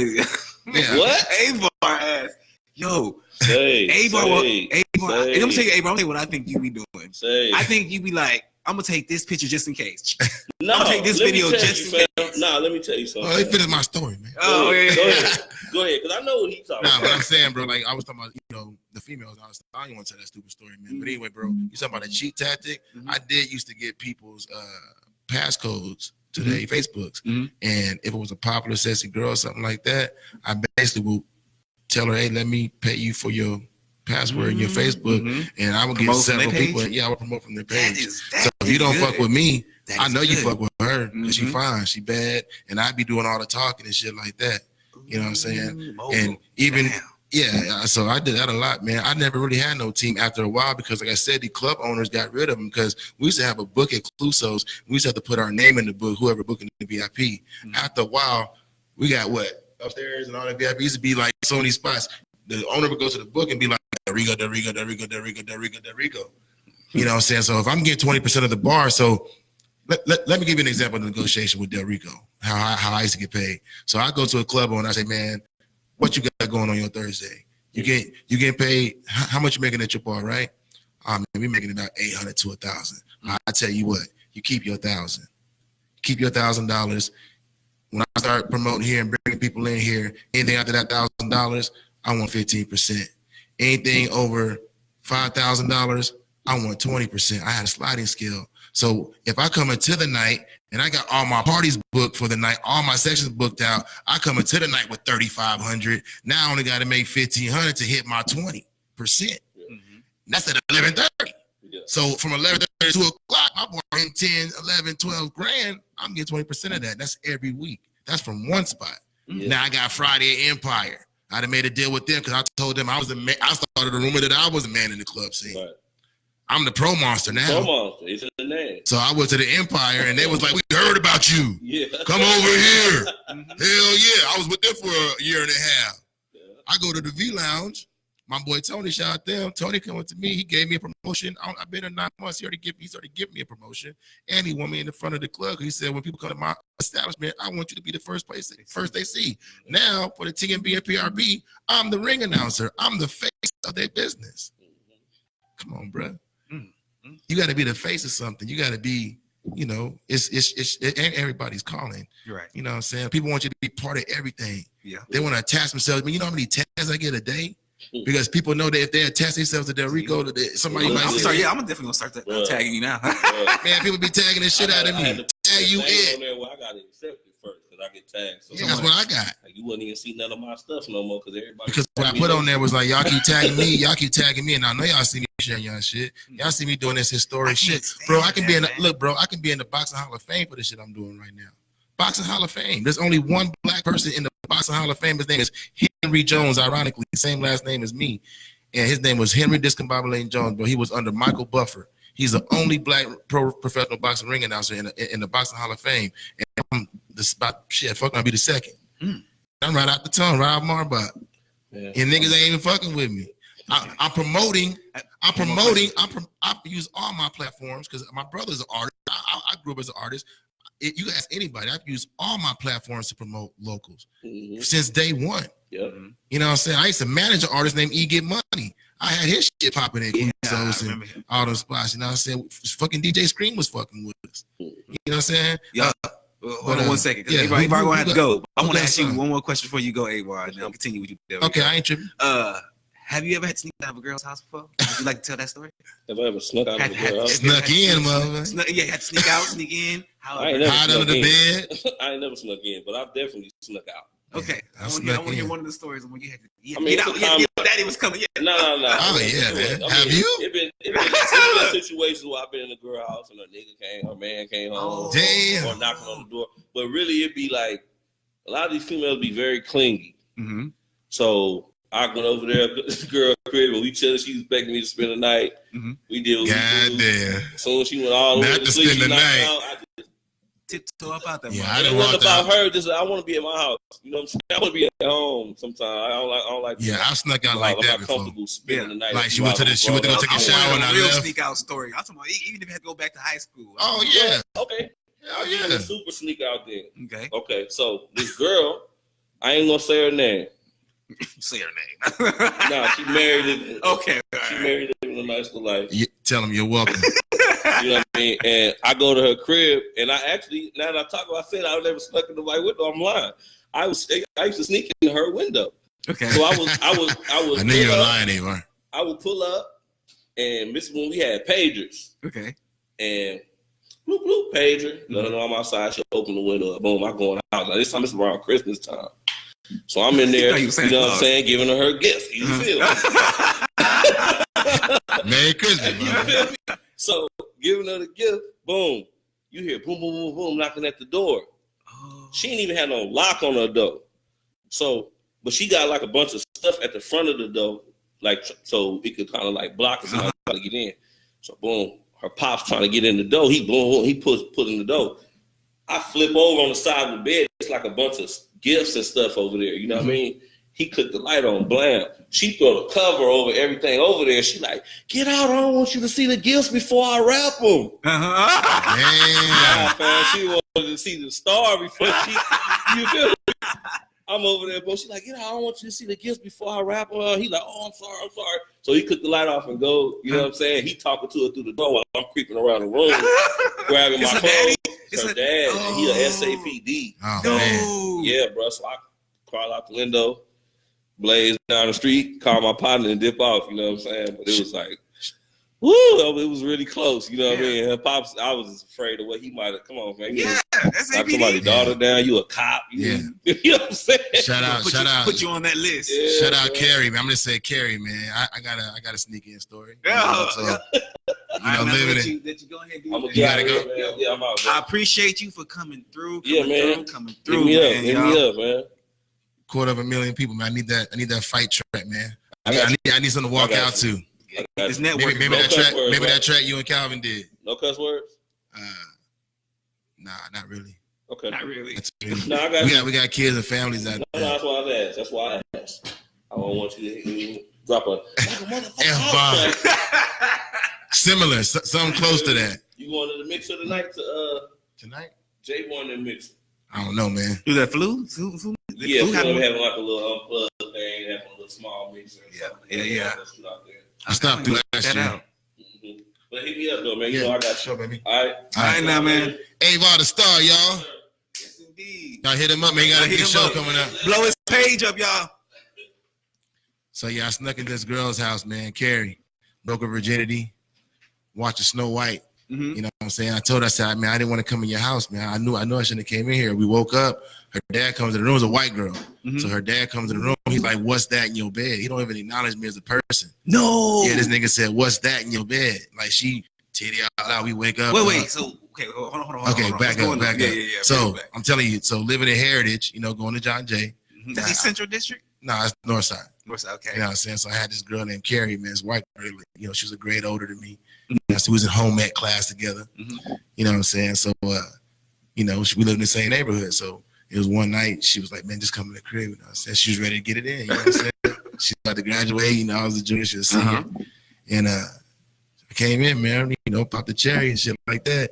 She was a virgin? Yeah, she's a virgin. I had many. That's just what she told you. No, she was a virgin. Okay. Yeah, we was in high school still and shit. But she was a plain Jane white girl, like type shit. You know what I'm saying? She wouldn't even like nobody. Okay. But she was cute though. You know what I'm saying? But anyway, so her pop come in there, bro, and he's like, man, what's that in your bed? And she's like, what? And she forget I'm there.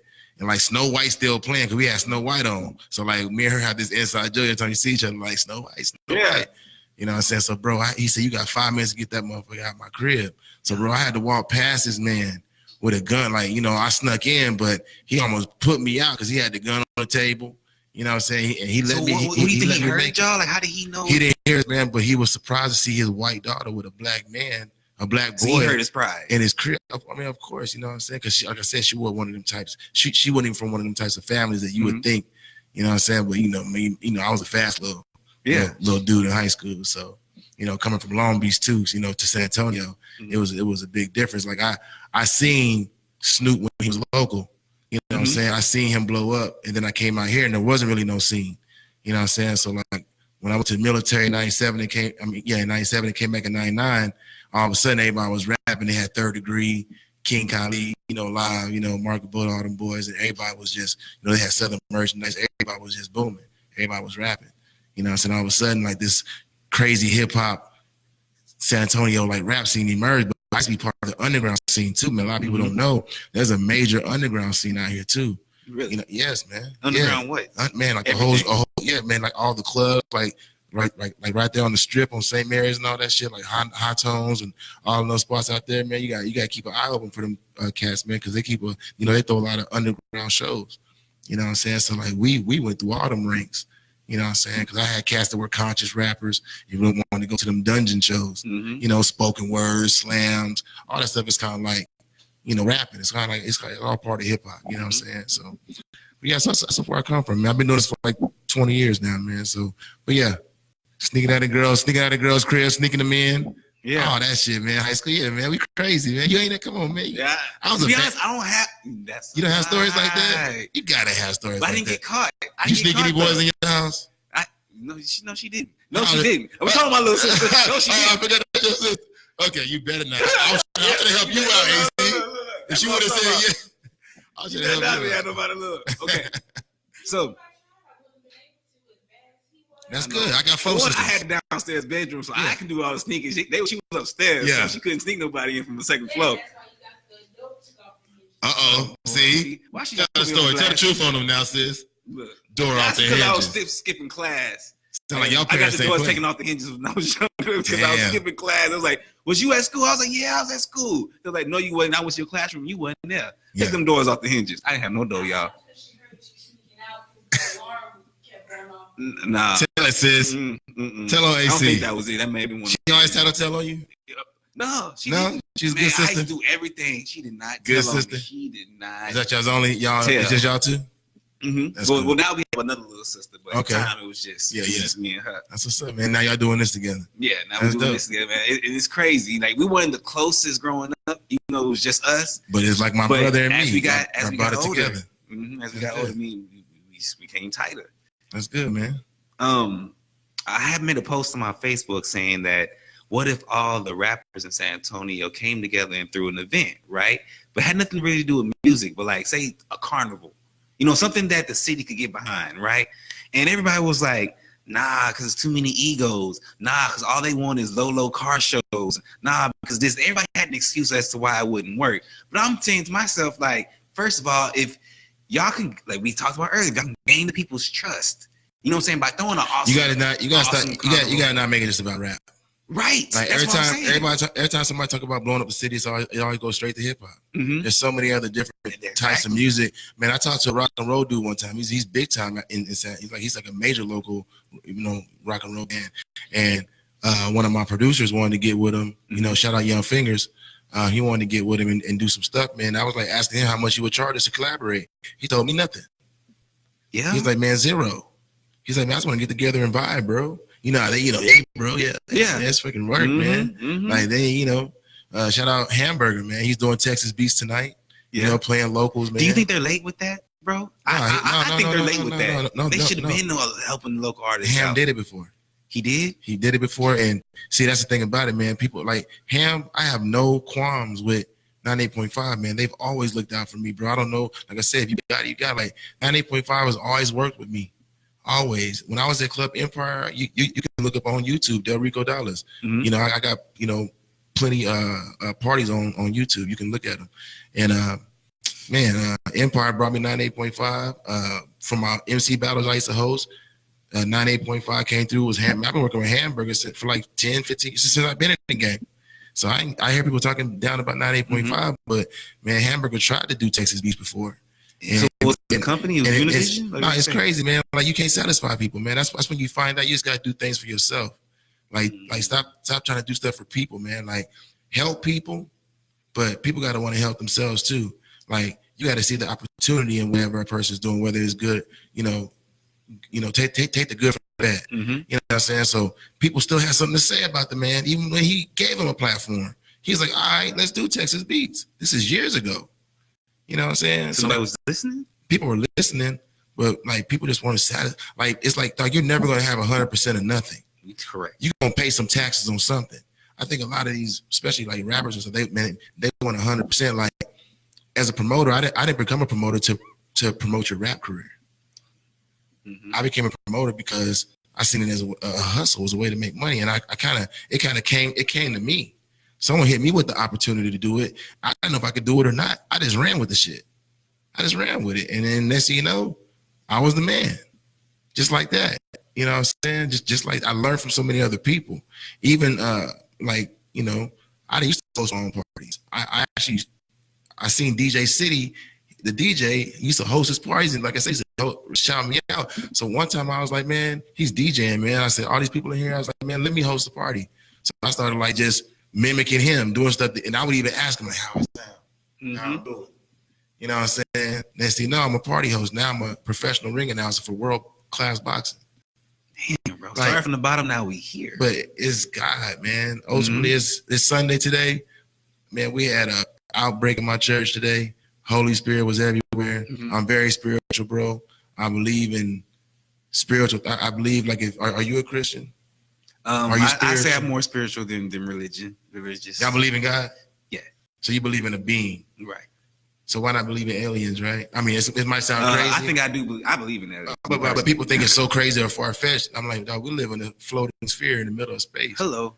So I'm like, man, how can anything be past your imagination? So anything you think into existence, bro, you can make happen. Like, honestly, bro, all this stuff is stuff that I thought into existence, man. Like, my dad introduced me to boxing at 5 years old.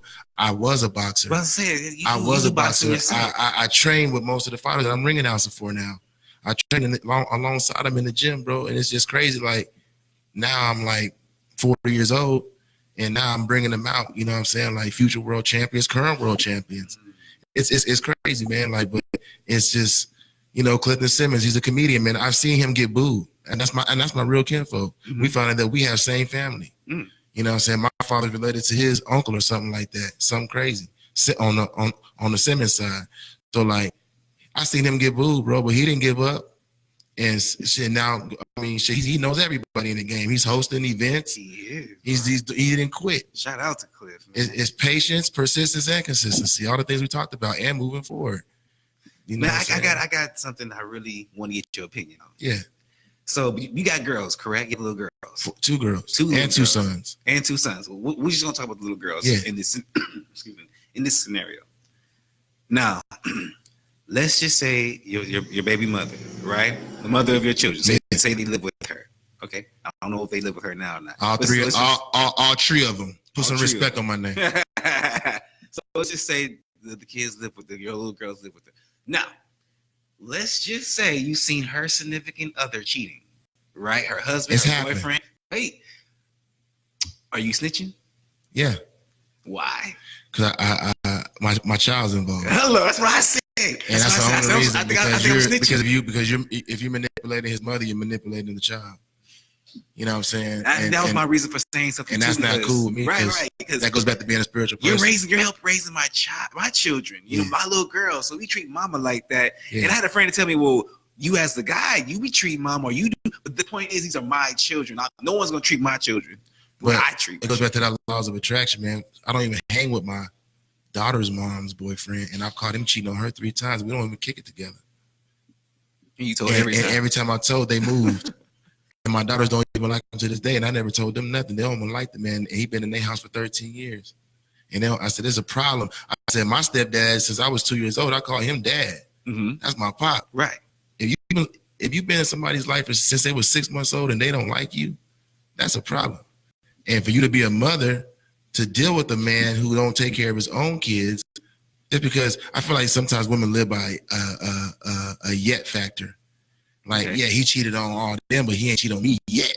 Okay. Like, why would you mess with a yet man anyway? Like, he done fucked around on every other chick he done been with, and now you go and wife him.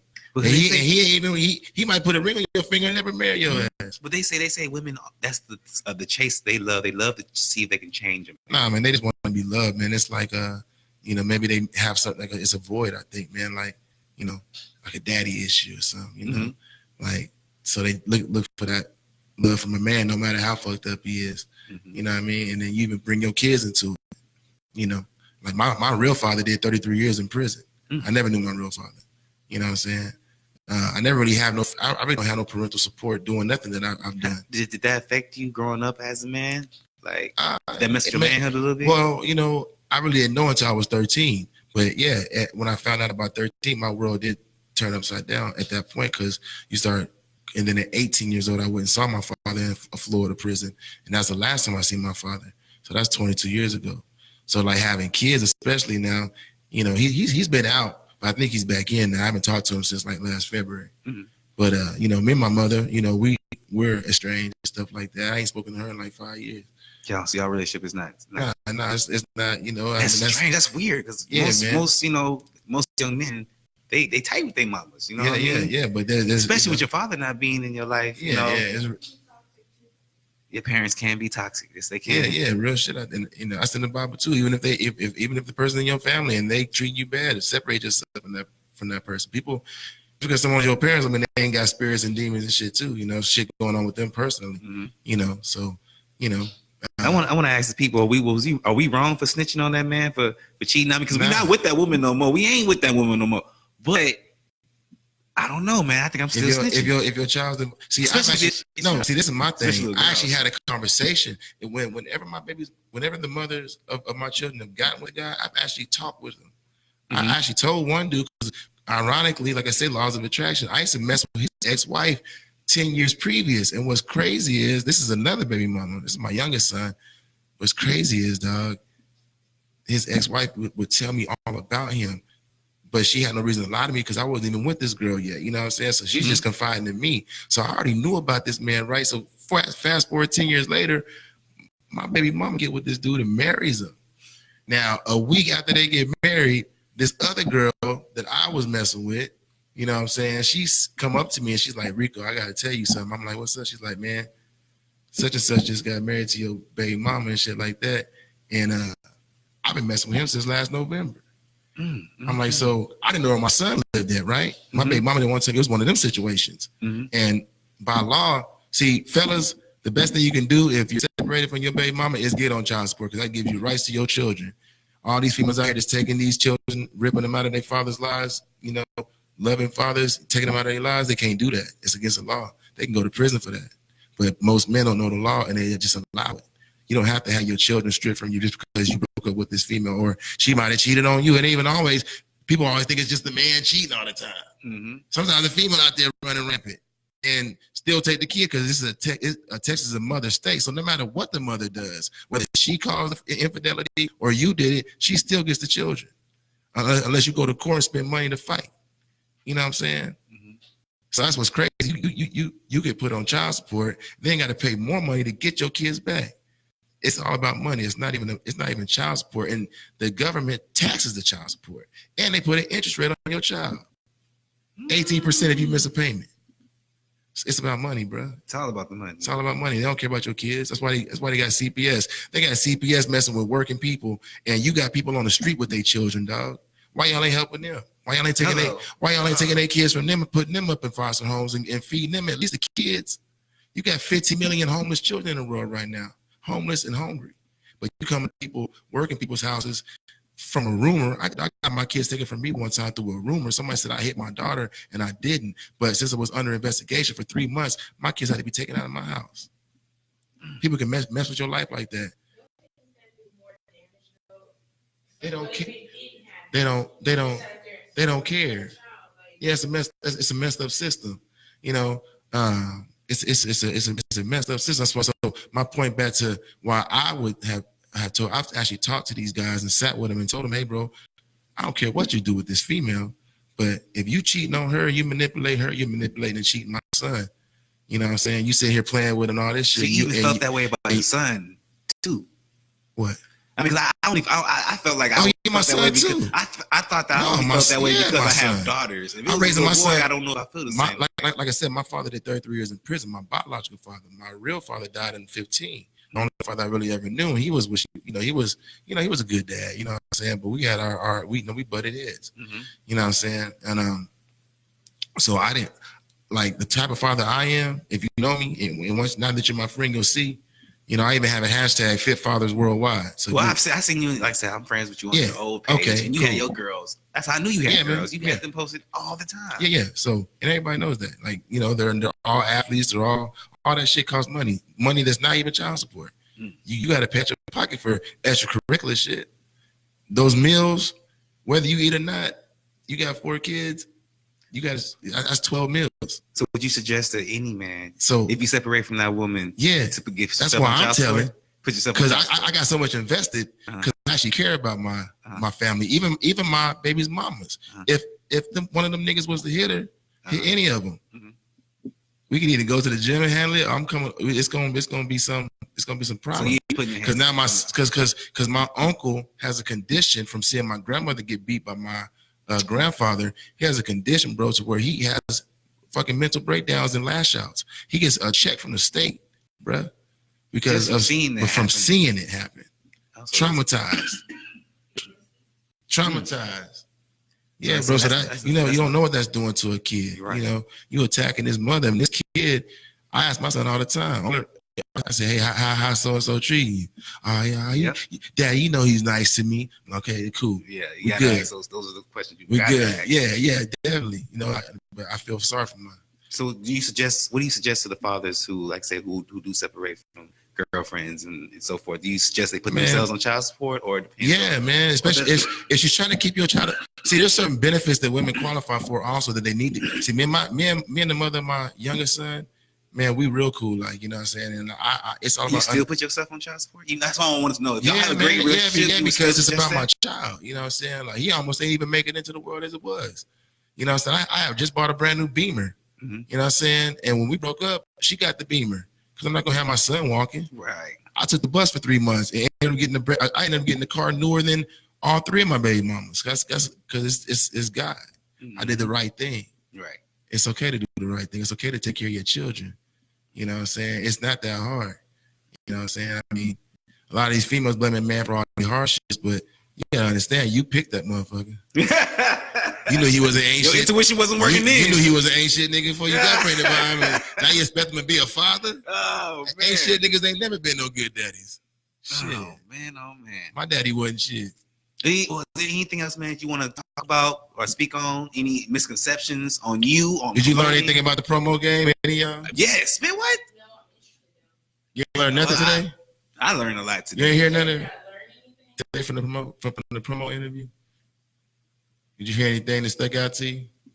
She said, I was over here doing all this. Maybe when she goes back to it. Conveniently inconvenient. See, it takes you away from stuff.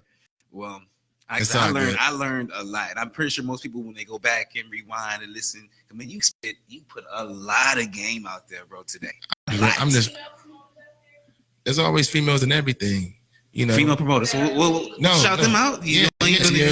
Sierra Rios, Gina Shots. If he's shouting y'all out, y'all better share this video. A lot of the VIP bottle girls promote. Amanda Rose at V Lounge. You know, Jasmine Brown. Man, I mean, it's funny too, man, because boxing been around for so long. People still come up to me and be like, "Do y'all train girls?" I'm like, well, you been under a rock for the past 50 years. Yes, females, but you never heard of Layla Ali? Yeah.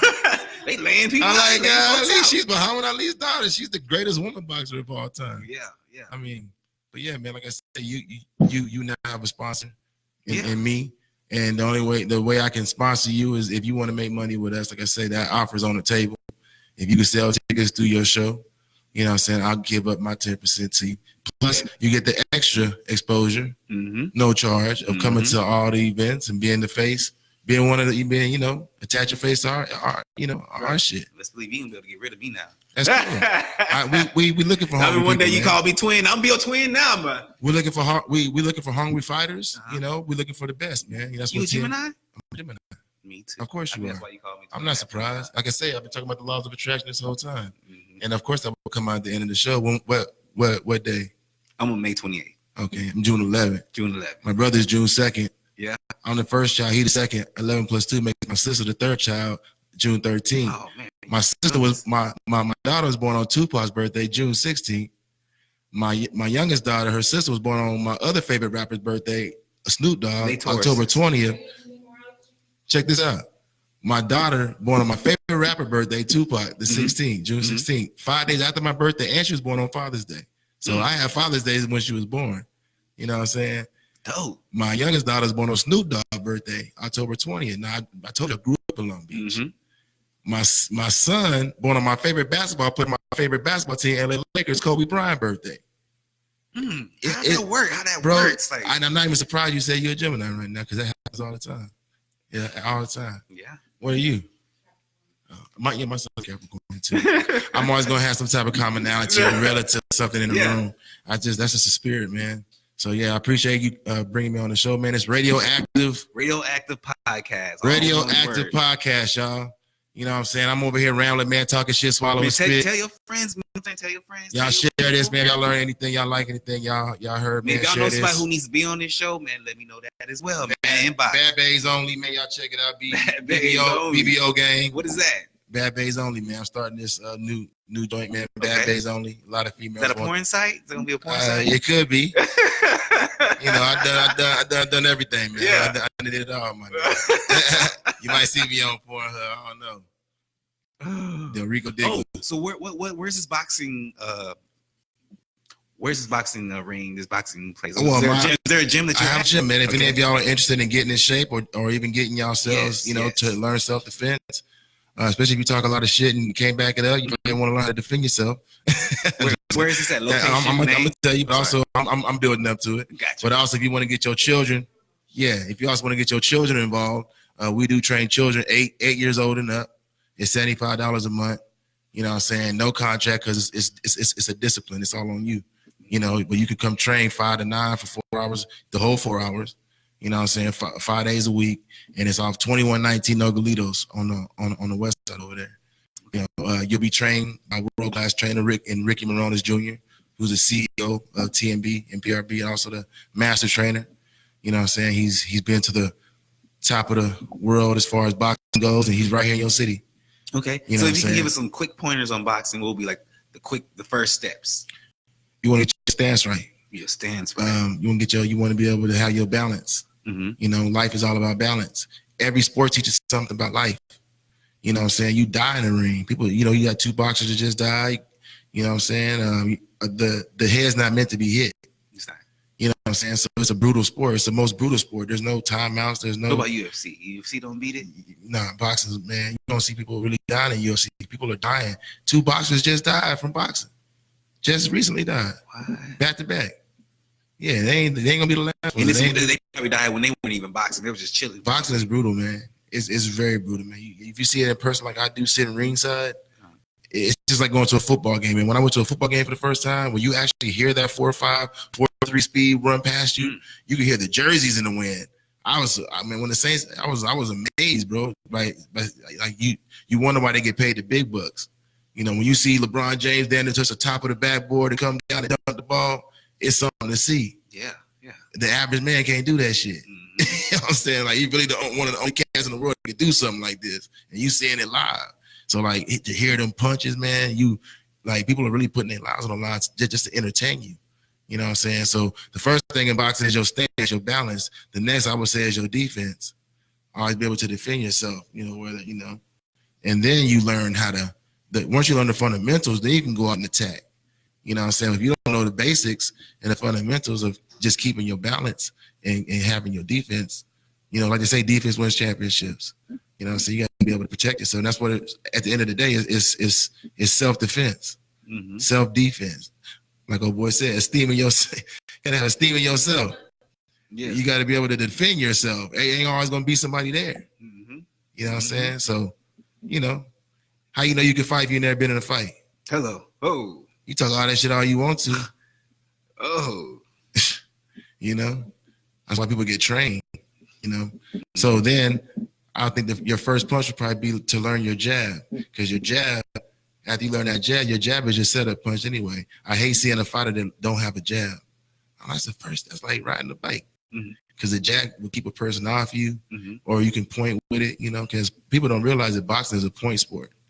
You know, it's all about points. Each round is who's the best scorer, you know. So, yeah. Anything else? You box?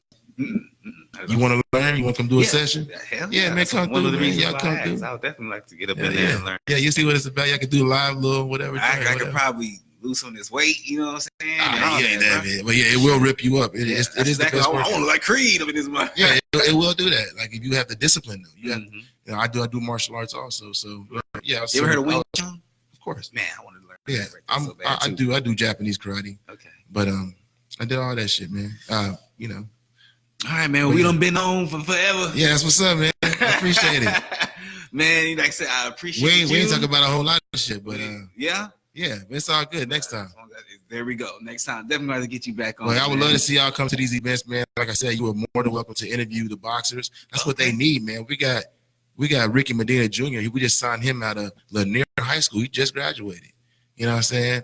Already living his dream, and he definitely needs media. He definitely needs, and you know, Eli Zekbach, if you look him up, Eli Zekbach, he actually won an Emmy Award for podcast work, like walking with the boxers, being with them at all times. He done got so big to where he's a shoe-in. Anybody sees him in the game, they like, man, we know we go on your show, we gonna get some exposure. Yeah. So like everybody like wants him now. You know what I'm saying? So yeah, like having a live podcast, following the fighters, the whole man, they want that. They want that. You can write your own check eventually.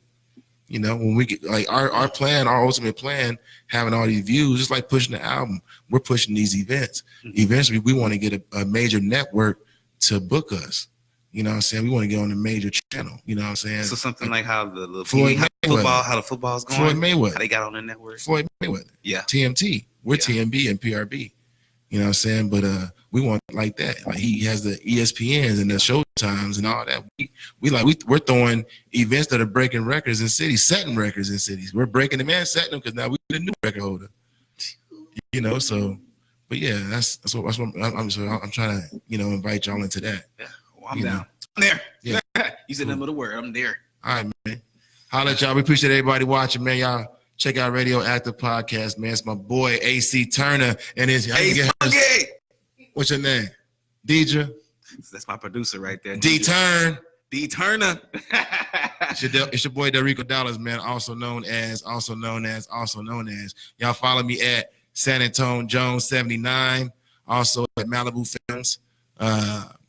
Also at TMB_PRB. I got a lot of Can you put your hat in front of the camera more so they can see this logo? Sure. Got on the wristband too. PRB and PRB. I can look that up. TNB and PRB. Yeah. Yeah. Y'all see it. Y'all see it here. Y'all go check that out. Yeah, man. Major shit going on in San Antonio. Spurs is one of the only, pro organizations. So we're like right there. Like I know everybody likes the Spurs and shit like that, but San Antonio's actually number 4 in the world for boxing right now. We also are second in the nation for boxing gyms. We have like over 30 plus boxing gyms. Yeah, it's very rich history here in San Antonio, man. So there's no excuses. There's many world champions here, past and about to be future. You know what I'm saying, man? Like you'll see when you start coming through, you're gonna be like, man, this is crazy. Yeah. It's crazy what we're doing, man. And like I said, these records count, and it's pretty big for San Antonio, man. So, yeah, man, let's get it. All right, y'all. Like I said, y'all heard it here first. It's Radioactive, boy, Ace Boogie. It ain't snitching. Yeah. It ain't snitching. It ain't snitching it ain't snitching if it's fast, man. You know, us as black folks, man, we gotta get away from this gangster shit, man. Everybody ain't no blood and Crips. You know what I'm saying? I don't know where this came from, man, but we feel like we gotta respect this G code shit. Yeah. Like we watch too many fucking movies. Yeah. You know what I'm saying? It's too many motherfuckers watching. It's too much menace to society, bro. Like everybody ain't no jailbird prison nigga, bro. Like motherfucker, if I see you fucking trying to rob my neighbor, nigga, you need to. I'm gonna let motherfucker put the alarm. You might try to rob me too, right? Hello. We'll stop with them. You know, it's snitching because you're a criminal. Like that shit ain't cool, bro. Like, you know, yeah, it's time to be mature, man. Like we got to be God's people again. Yeah. You know, and God says don't steal from your neighbors. So if you see something like that, you got to report it, man. People out here get murdered and killed, man. It's someone that could be your daughter. My homegirl, shout out, man. Speaking of this, man, shout out Shawana Robinson, just murdered. What happened with that, man? Man, she got murdered, man. Like a dude arguing with his girl. Okay. Shot through the apartments 3 times. On her birthday, the bullets fly through 2 apartments and strike her in the stomach and kill her in front of her family. You know what I'm saying? And why would you not report that, dog? Especially if it's a friend. Unless you a gangster. I can understand if you a gangster. Yeah, if you a blood or a Crip out there, Vice Lord, whatever, okay, I understand you talking about the G code, but if you're just an everyday average person, you know what I'm saying? Like we don't have to live by no set of rules by these niggas. Like we letting them, you know, that's crazy, man. Like shout out to her family, man. Everybody want to worship this gangster shit, man. It's just stupid, man. You know, it ain't. Yeah, you know, people's babies out here getting murked. You know what I'm saying? That could be your baby. That could be your sister, your auntie. She had a daughter. She had kids. She was changing her life doing real estate. When I made the post, I got almost 200 likes. People were in the comments talking about how she was helping them get a house. She was changing lives. 30th birthday. 30th birthday, dog. That's trauma. That's trauma. Forever trauma. Yeah. You know? It's crazy. I'm traumatized by it. Right. And no. I'm like, damn, man, anything can happen. You got to be on your shit. That's another reason. That's what motivates me. Mm-hmm. I don't always have to go through something personally to learn from something. I can see something you went through and be like, I ain't doing that shit. Do